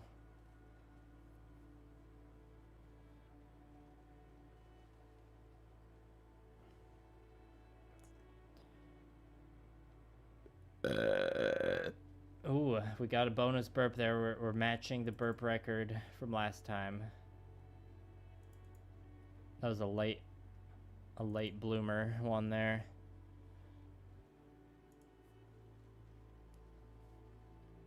Don't feel like we're gonna break into the double digits though, unfortunately.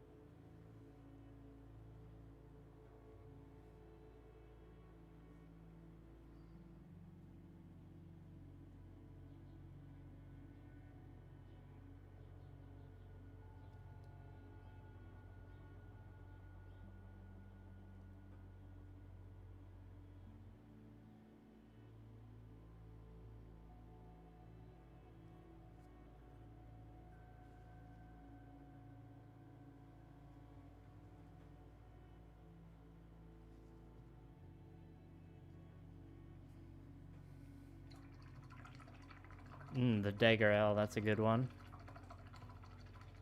Picking up one of the high-grade armored core kits. I mean, it'd be nice to have one of those eventually, but not for this squad of Gamma Wolves. They look a bit too different.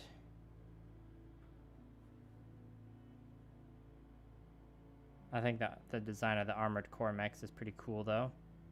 And I think it's great that there are some newer model kits of them you can get that aren't quite as, that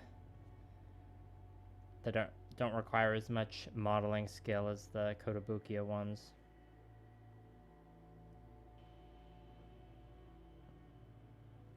Like, the Kotobukiya ones are still good, if not a little overpriced, but you need to put in a bit more elbow grease with them to get the most out of them.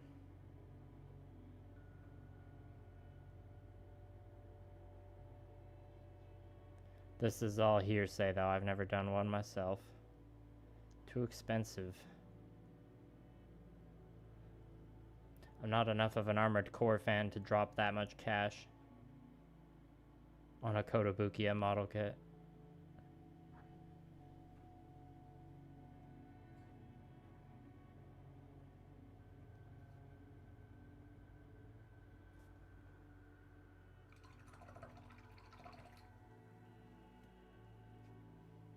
We did a Gundam base tour 2 weeks ago. Fun. Were you on a vacation?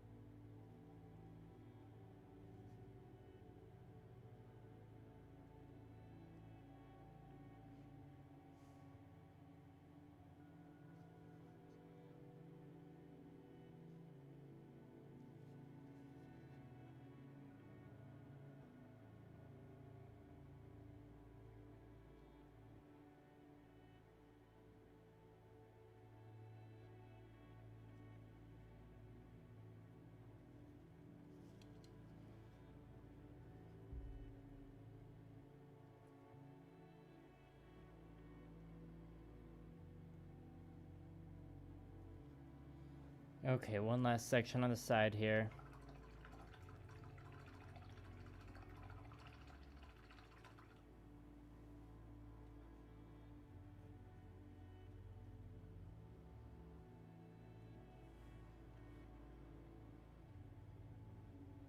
Yeah, that's a solid plan, Redbeard Sasquatch. Can make an extra fun trip out of it.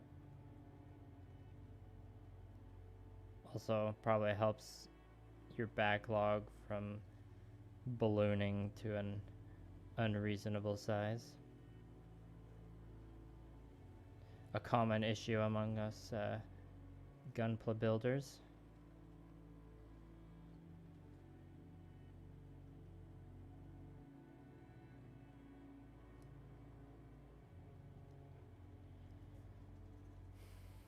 Okay, now before we get back to the recording of B-roll, I'm going to finish the edge highlights on the leg and foot.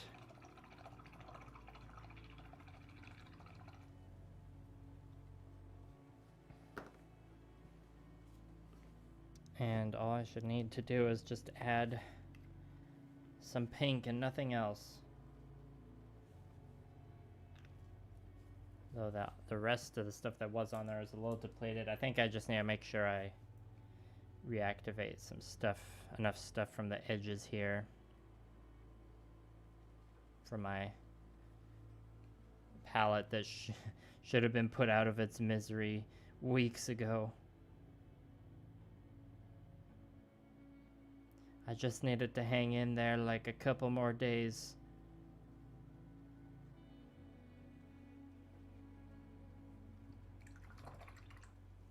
Then it will have done its duty admirably and can retire. Okay, I can tell right now this is just a little too bright, so I'm just gonna add just a droplet, more than a droplet, just a dollop of our beaten purple. For the amount of work, extra work you gotta do with the Kotobukiya kits, the extra price stings a bit, you know?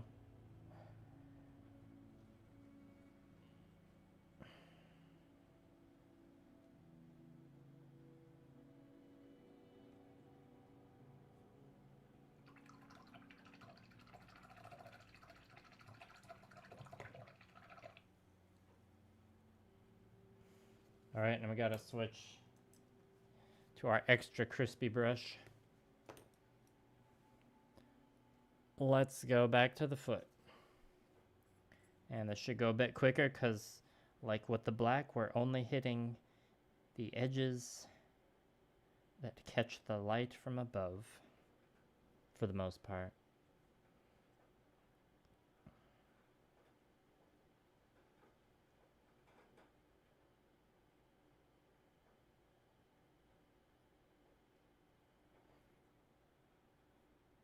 Maybe I shouldn't have added that dollop of beaten purple.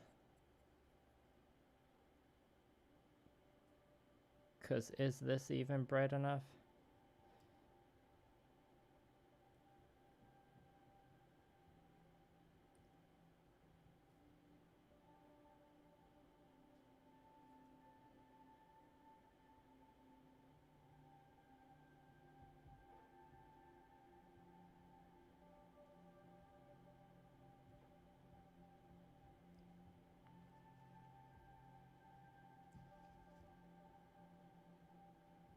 Yeah, I think it's bright enough.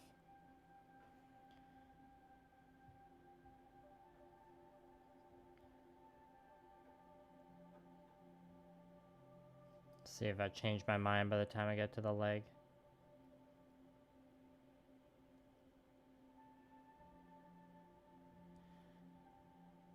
I think I should stick with my guns on this though. I think it's better to have a more subtle transition of tones.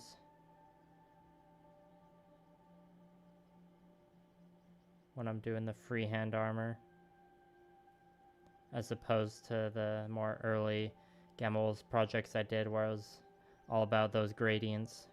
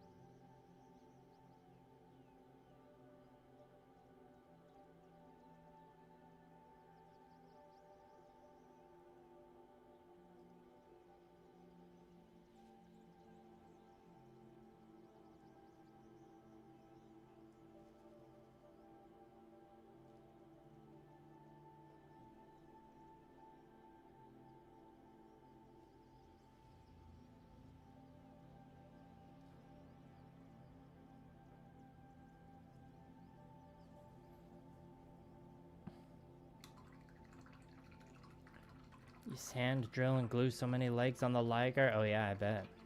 Oh, and you broke 4 parts still? Damn. I'm glad it still looked great at the end, though. All the struggle was worth it.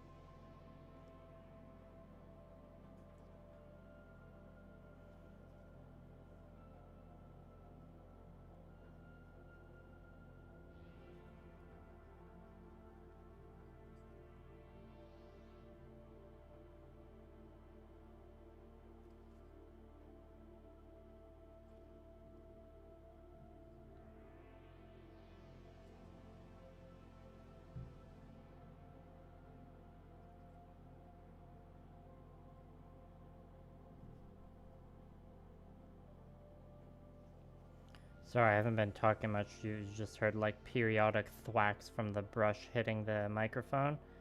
It's just locked in there, getting the edge highlights on this foot done.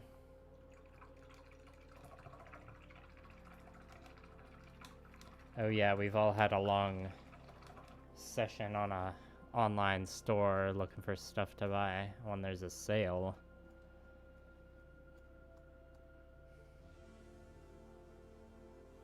Oh damn, Death Stinger, is that a Zoid?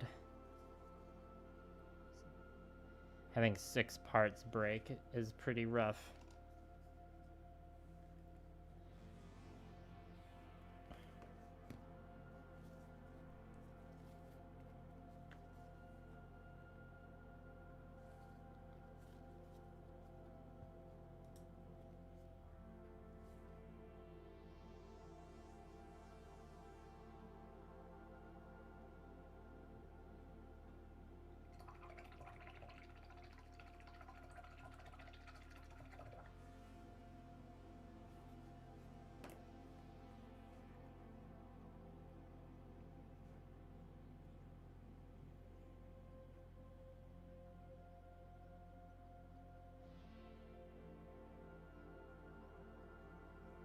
I wanted the control, so I just straight up took this one off the skewer. I just gotta make sure I don't accidentally touch wet paint.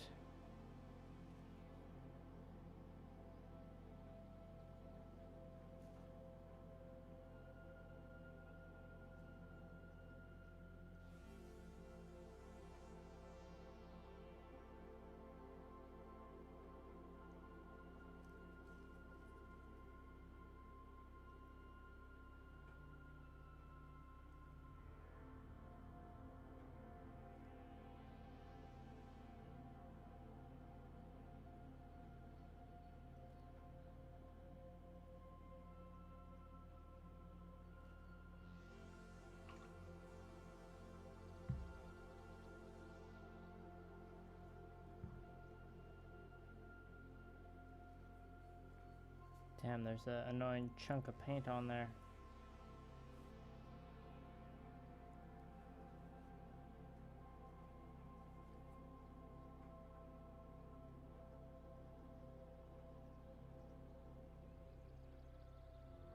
Gotta make sure I don't over highlight the parts that should be more shadowed.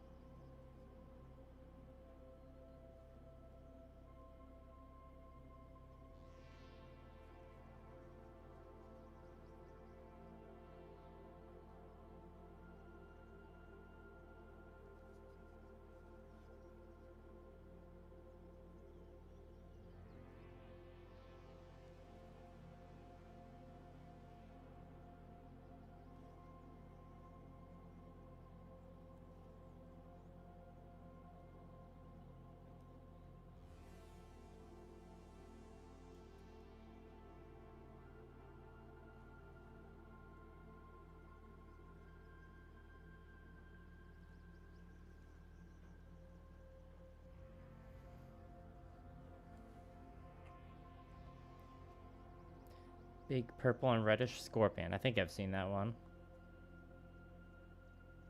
Ooh, a 150 scale. Yeah, that's got to be pretty freaking chonky.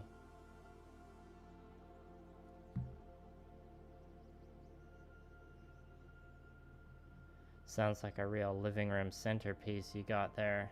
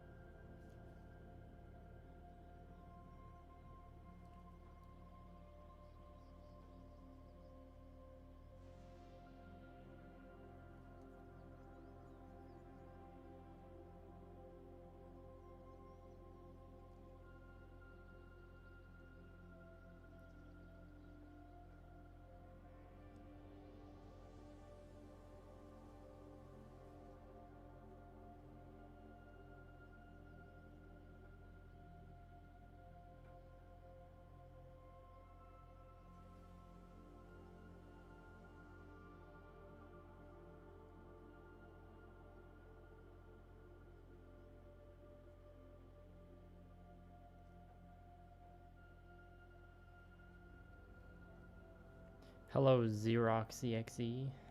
Thank you for the encouragement.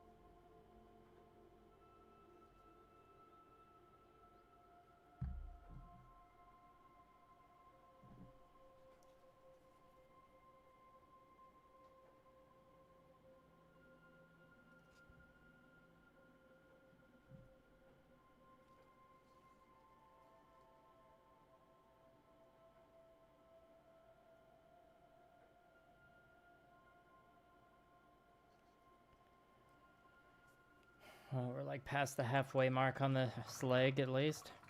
It takes up your entire desk. Very nice, very nice. Now that's our model kit.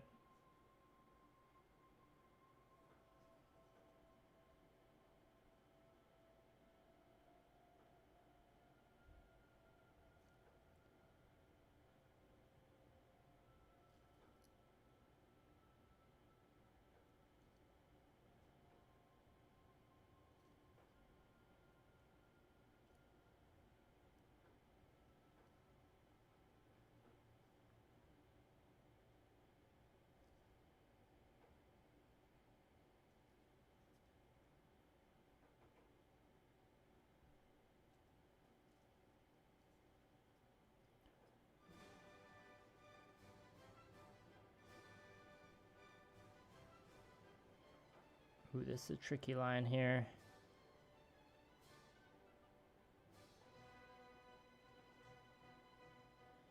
Yeah, it's slightly crooked, but good enough. That describes many of the edges I hath painted.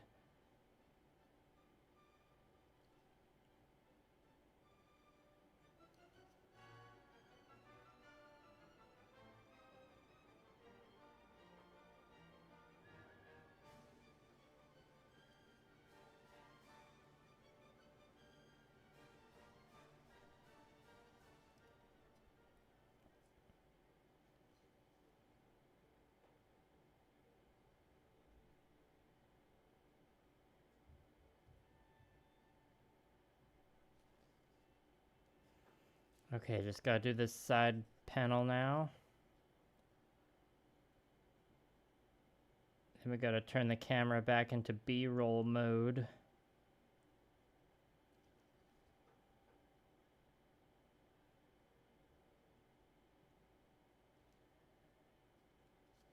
I also have to change the SD card. Probably put up the holding screen for that, otherwise the camera is just gonna get all shaky.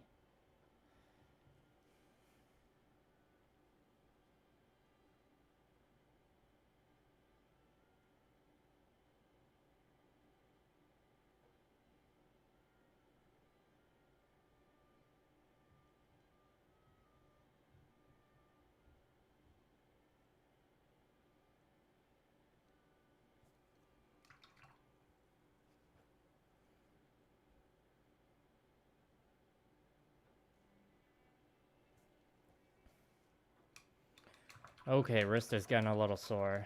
Gonna push through though. We're definitely breaking 2.5 hours. Who knows, we might even go to 3. I think I'll have to check in with Blue Prep in the other room though.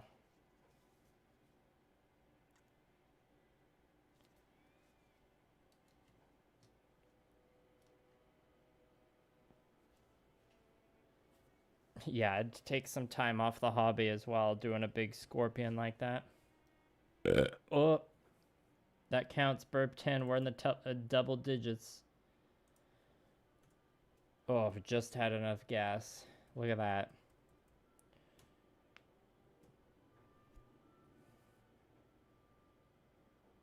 Whoop-de-doo.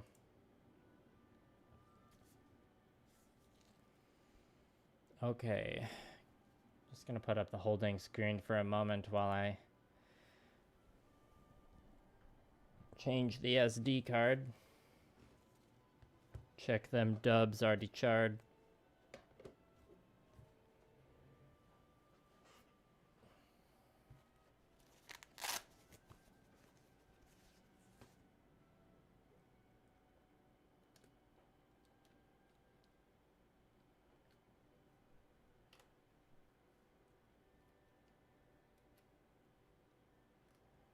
The life of someone who makes videos is just a lot of like file management, I tell you. I'm running out of storage.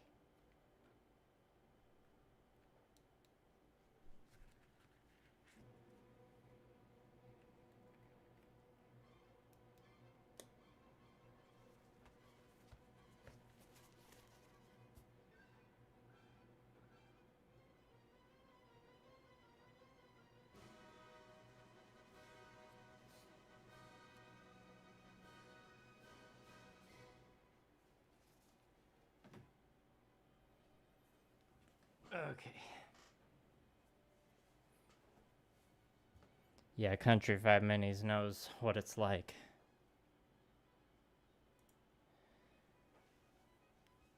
Okay, but as you can see now, I have 99 minutes and 59 seconds of space, which there's even more than that. I think the counter just only goes that high. Okay, we just need to record the final edge highlighting on the waist thruster and the backpack now. And then record the freehand. Okay, well, once I'm done recording the edge highlighting on here, I'm just going to go check in with Blue Parappa in the other room quick. And then I'll make a decision on how much longer the stream's going to go. Pretty satisfied with the length so far, but I still want to be able to show you guys some of the freehand stuff. If that's the case, I should just keep streaming anyways and just hope Blue Parappa can stand waiting a bit longer. Okay. Record.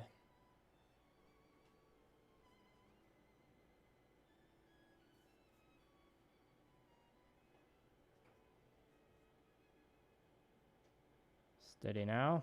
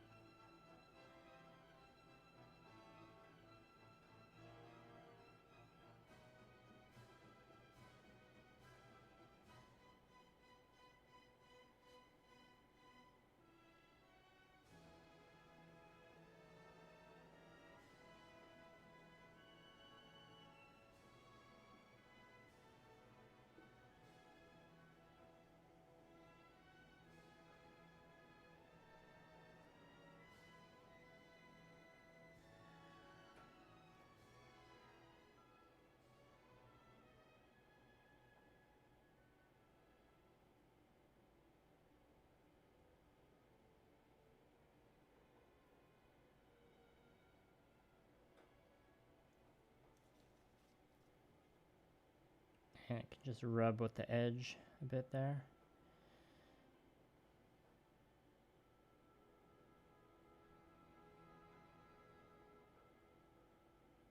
And I think that's good for recording on this piece. Let's finish up the rest quick. Move on to the backpack.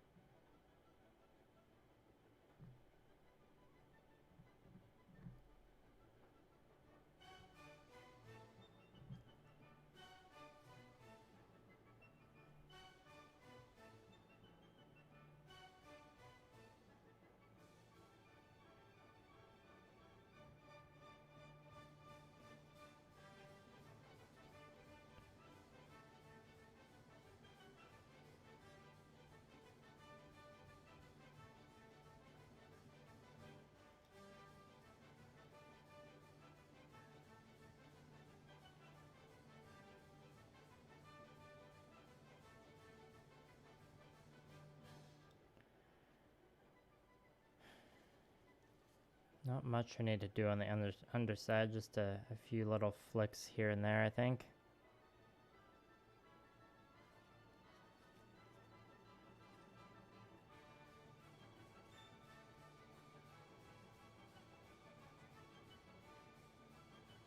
Same with the inward facing bit.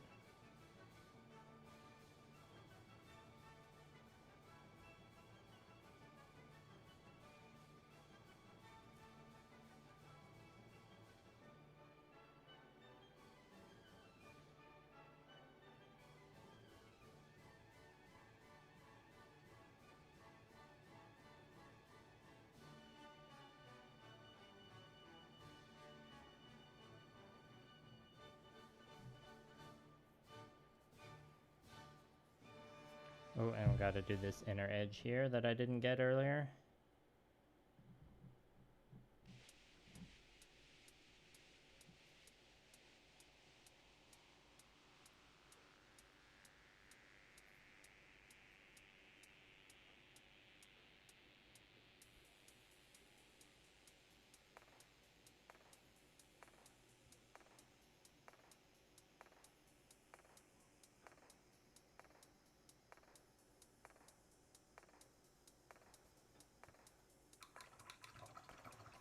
Alright, now I just gotta record a bit on the backpack.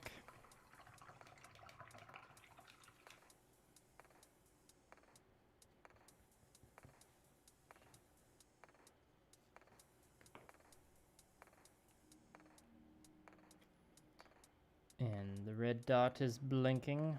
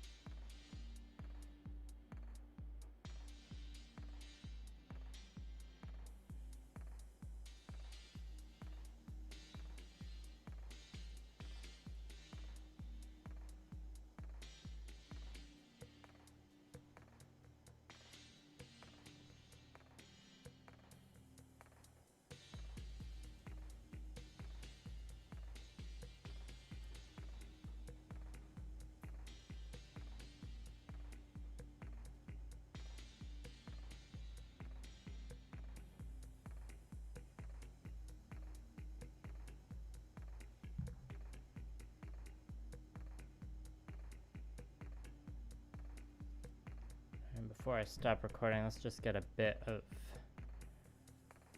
let's go to this side of the cylinder.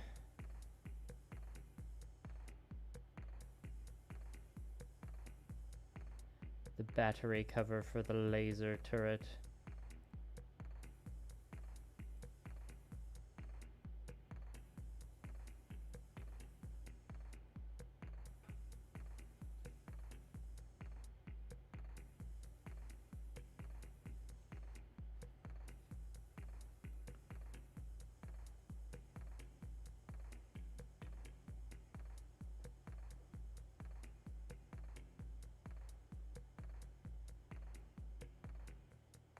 My camera is 4K capable, but like we were saying about the hard drives earlier, when you record in 4K, the files are twice as large, so unfortunately I do just make the compromise there and only record in 4K for certain select moments to just save that bit of hard drive space, because every bit counts.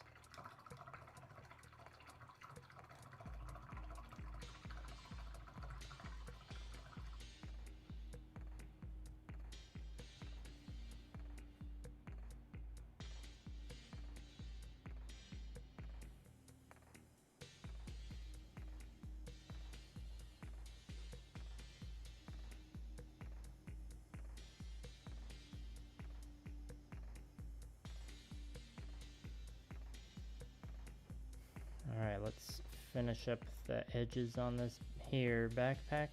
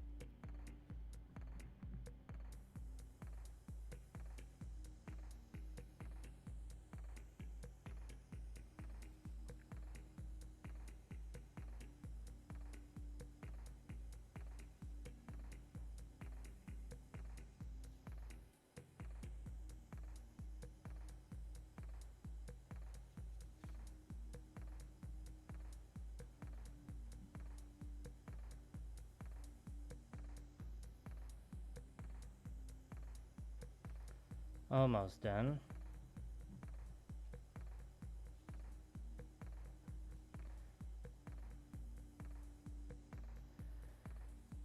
All right. Now let's record some of the final freehand steps on the leg and foot.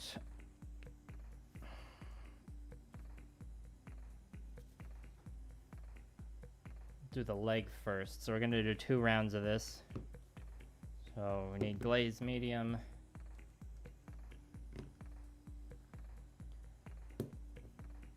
So I think what we're going to do is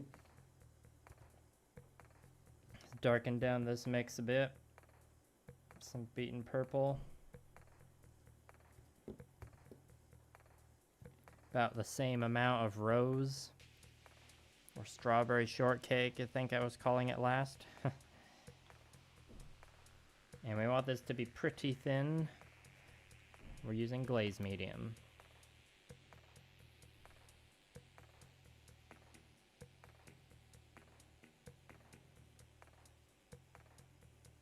Okay, we're gonna mix this, and then I'm just gonna quickly go to the other room to check in on blue parappa.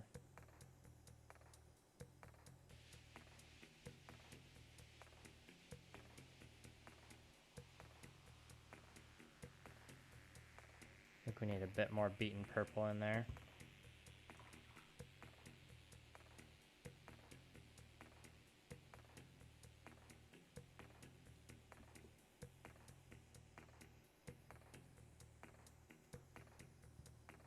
With some corresponding glaze medium, of course.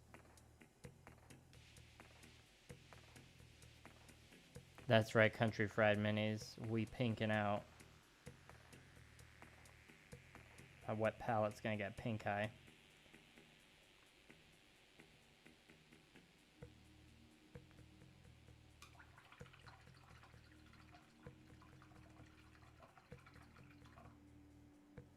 Okay, 1 second.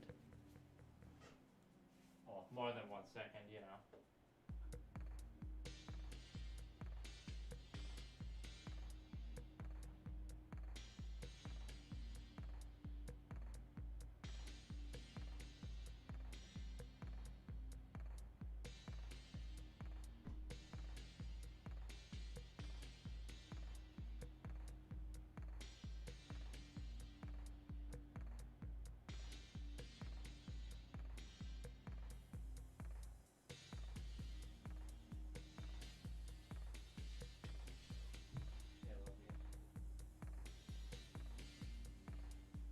Okay. We're good. We're gonna go for 3 hours this stream. It's been a while since I've done that. So buckle up. And let's use old reliable brush whose name has rubbed off from excessive use. Oh yeah, we're gonna start with the leg. Oh. Okay, let's just put these pieces over here.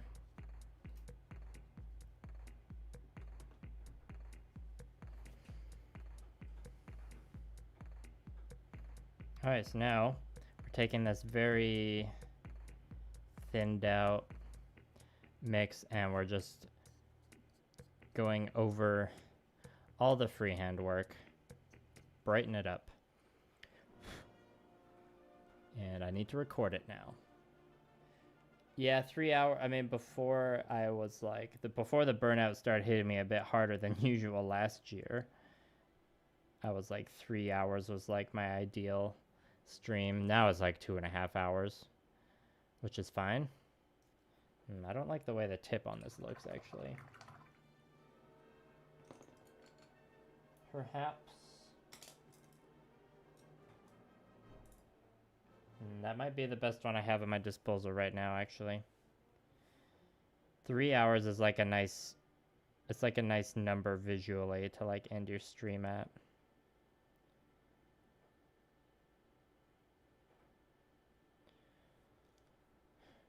Oh, I have already hit the record button. Whoopsie.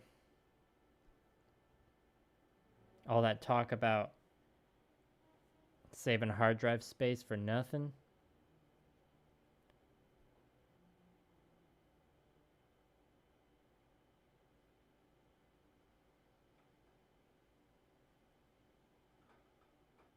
So it looks pretty bright as I'm painting it on now. But it's of course gonna dry to be darker.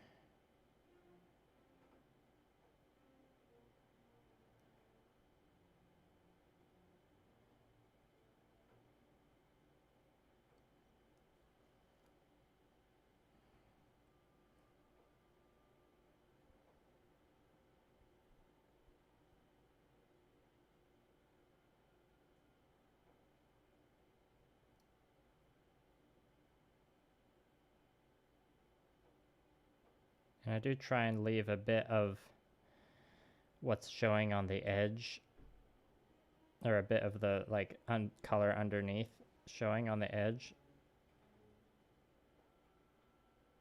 for that sweet, sweet depth. I don't like the way that point works. Ooh, there's a fiber. There's a fiber in there. It's okay, let's just grab some darker paint. Clean up the edge a bit. Damn, I'm still recording. I just want to get a bit more footage of the side here.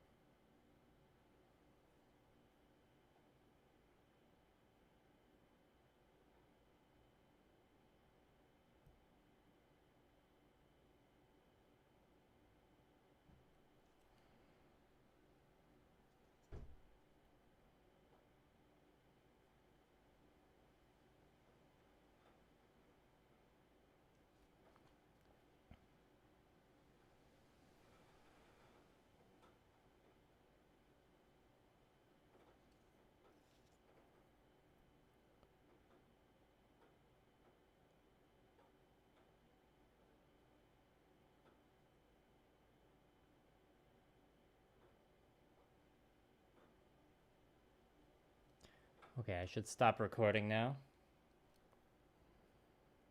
Just enough time to start losing some painting stamina. That's exactly right. My I'm feeling the soreness in my elbows and hands a bit now. Which is always a sign that I should start wrapping things up.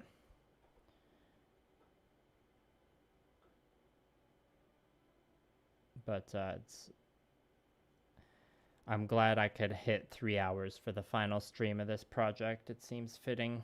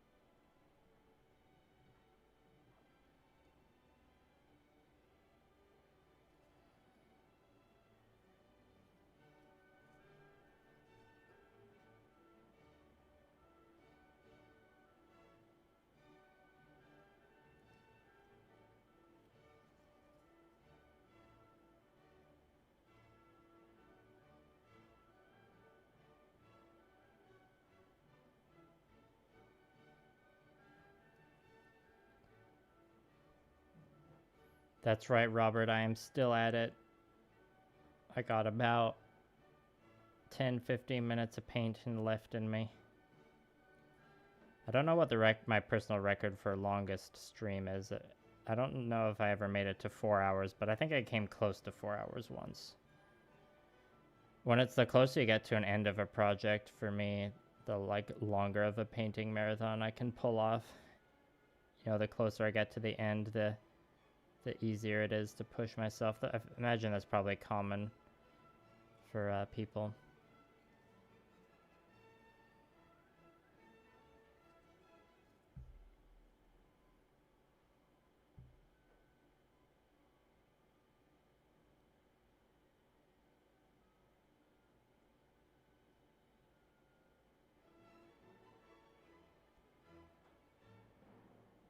Those are the additional benefit of thinning with glaze medium for this step. As if I was just thinning with straight up water, I wouldn't have as much control of the paint. Yeah, that's right, Robert. We hit the double digits. I didn't think it was going to happen, but we got there. We had just one straggler burp 10 minutes or so ago. Really came in clutch. You know, for this burp stream that I just happened to be painting in.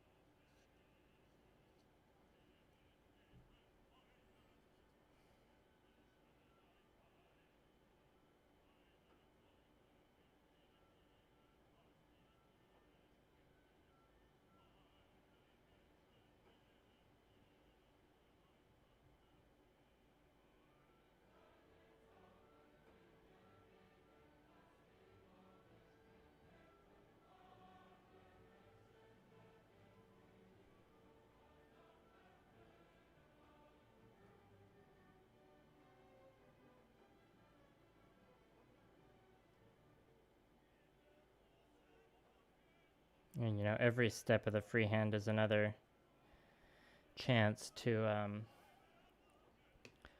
make the shapes look more symmetrical if they're a little lopsided. I just kind of leaning into which border of the shape I emphasize with the highlight.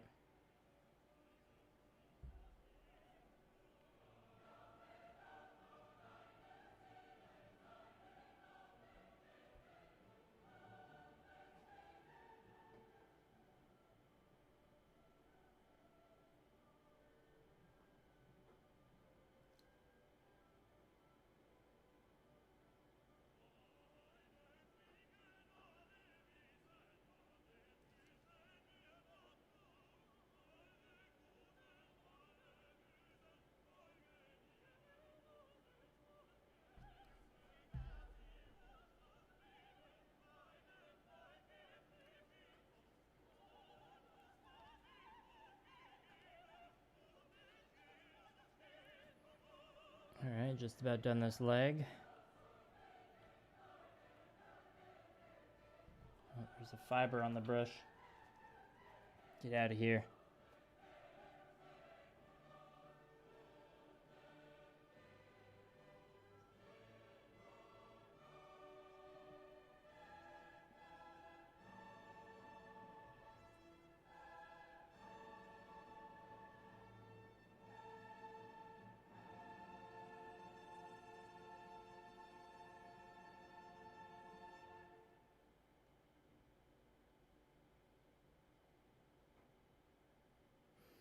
Thank you for the second super chat of yours tonight, Robert. Another $10 for the burp record. Wow.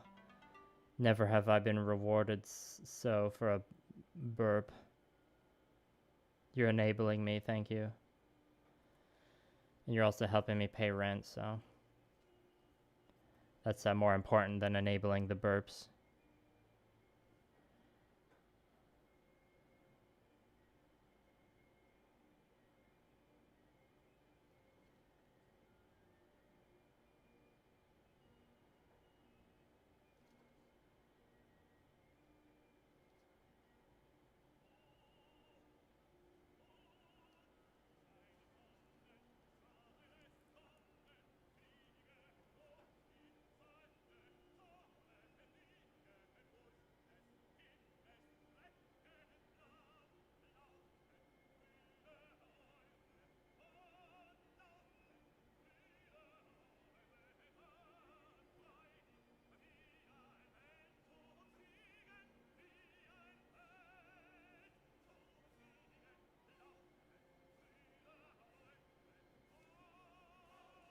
Okay, got all the freehand highlighted on the leg. Now I gotta do the same shade on the foot. Or we'll record just a bit of the initial shade on the foot and then finish the foot, and then we'll add some pink to the mix. Let's switch to the crispiest brush.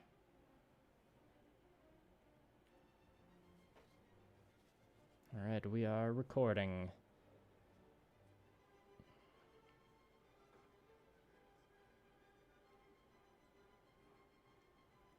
Not gonna record as much, just a bit more.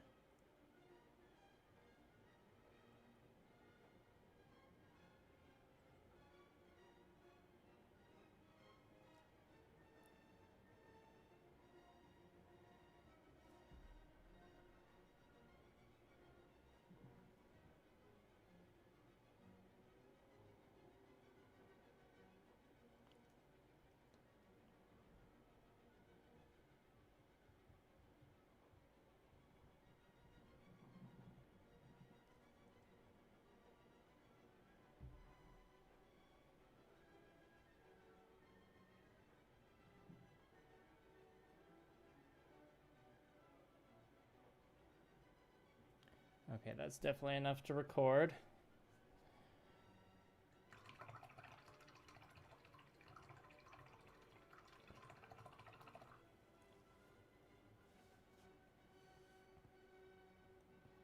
All right, Robert, thanks again for the super chat. Good luck with your own hobbying. Hope you have a good one. Shane, yeah, I'm in Calgary. The rent.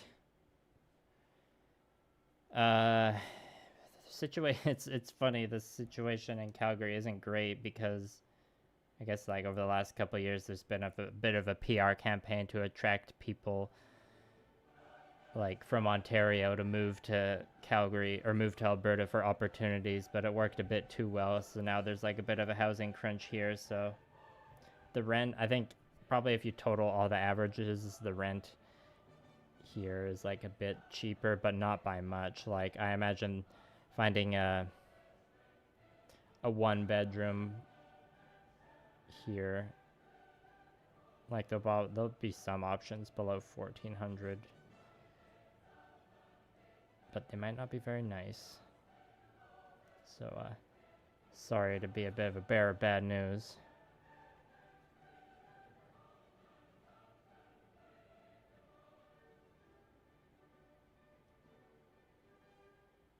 There are a lot of new dwellings being built here to compensate for this housing crunch. But you know, those can only happen so fast, and a lot of the things that are getting built are a bit more on like the pricier side. Lots of like townhouses and stuff, not a lot of affordable bachelor suite type stuff. So, you know, just more in general of the Canadian housing market being kind of bad.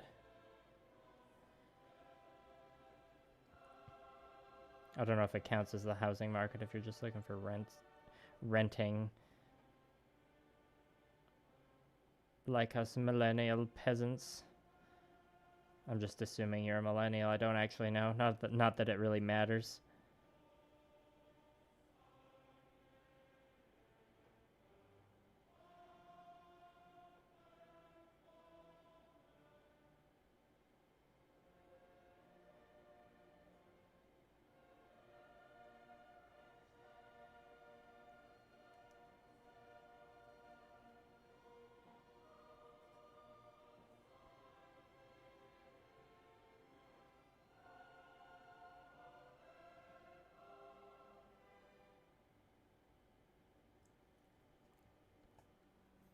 Front part of the foot's done.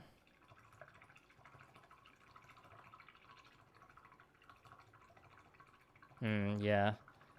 That sounds pretty rough, Shane. Edmonton's kind of like in the same situation as Calgary. If you can like... Yeah, it depends on what you're like willing to split with somebody. The money it'll cost for you to move from Ontario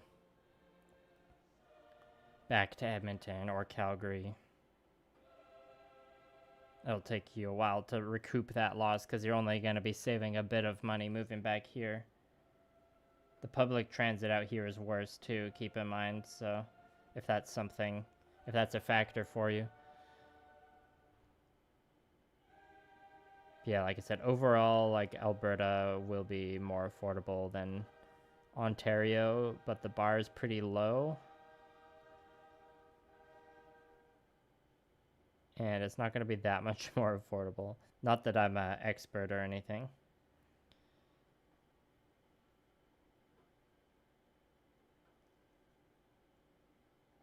But yeah, do let me know if you move back to Alberta. That'd be cool. Not that I ever host meetups or anything. I'm a bit of a hermit. Alright, just a few more squigglies left, and then we move on to the final shade.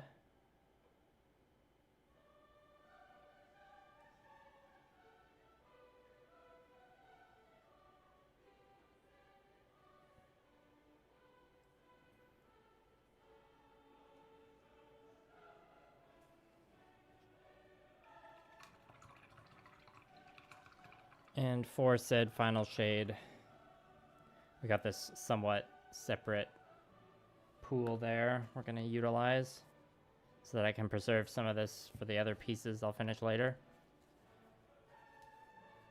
So I think we're just going to add a basic drop of pink and some more glaze medium. And we'll switch to our nice brush. Yes, many of us painters and modelers live that hermit life. It just makes sense. Oh, we've officially broken past 3 hours, everybody.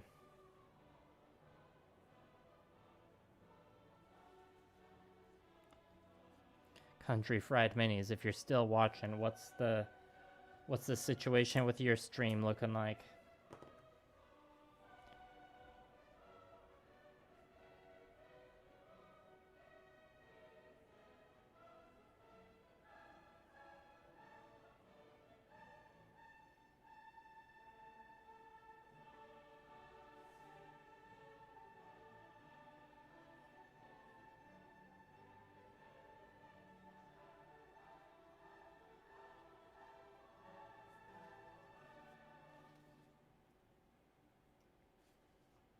Beyond Plus Ultra. I assuming you're making a My Hero Academia reference there. Bit over a half hour. Okay. Well, I'll just or everyone watching now, make sure you check out Country Fried Minis' channel, because I'll be done this stream of mine in 5-10 minutes or so, and then you'll only have to wait 20 to 30 more minutes after that to get in some more painting content. And then if you're not watching his stream, you could watch his very entertaining model painting videos. Highly recommend. Okay. Now, I painted this side when I recorded this earlier, so let's work more on the front for this next bit of recording. I'll do a bit of the front, bit of the back. Okay, record. Yeah, I went on a decent amount of hikes alone when I did more landscape photography. Because, with landscape photography, you want to, go when the trails aren't busy, so, during the week. And then also when it's, sunrise or sunset, so it's, either really early or really late. Okay, we're recording.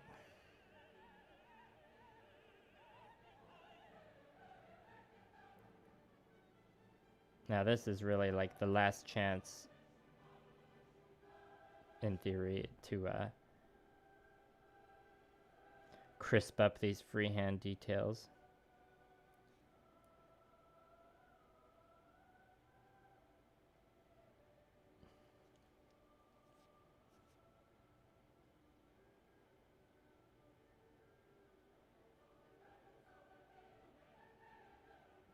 Hence why we're using the nicest brush.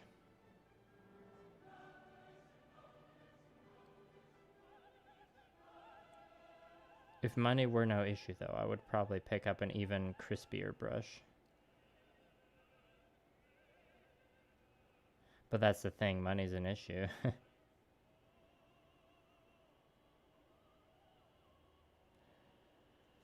let's just flip to the back now.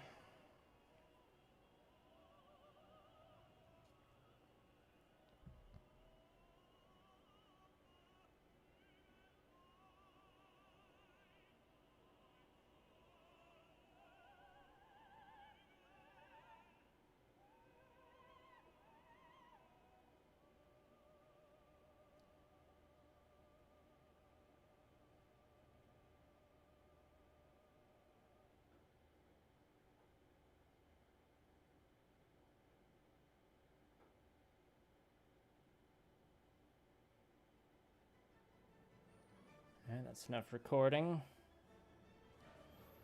You're welcome, Country Fried Minis.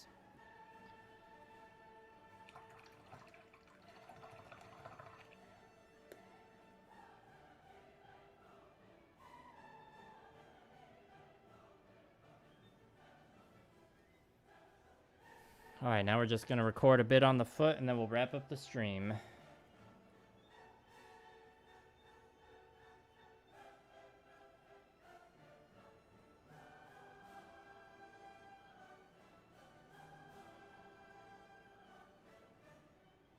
And I need a bit of a break.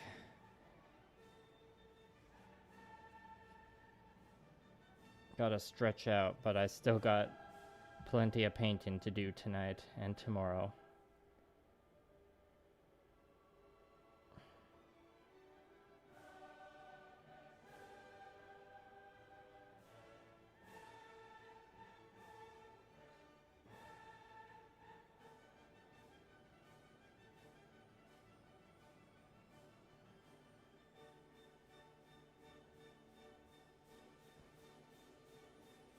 Let's just record a little bit on the top here. It's the last bit.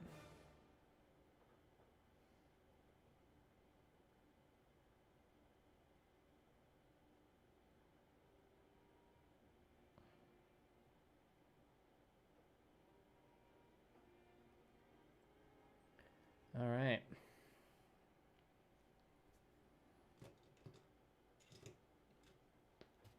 That's definitely enough paint in this stream. Thank you all for watching, especially those of you who showed up to multiple streams for this project. This will be the last stream for this Barbatos. If you're a patron, you might see finished photos of it by the end of the week, if I'm lucky. There'll be a video for this project out on the channel eventually. It's going to take as long as it's going to take. I got a bunch of stuff in the real world going on at the same time. Some of it takes priority, some of it doesn't. What else do I need to say? I think that's it for now. Thank you all for your continued support and for watching this stream in particular. It was a big one. We broke 3 hours, which hasn't happened in a while, and we got to double digits with the burp record. Okay. Have a great rest of your Wednesday, everybody.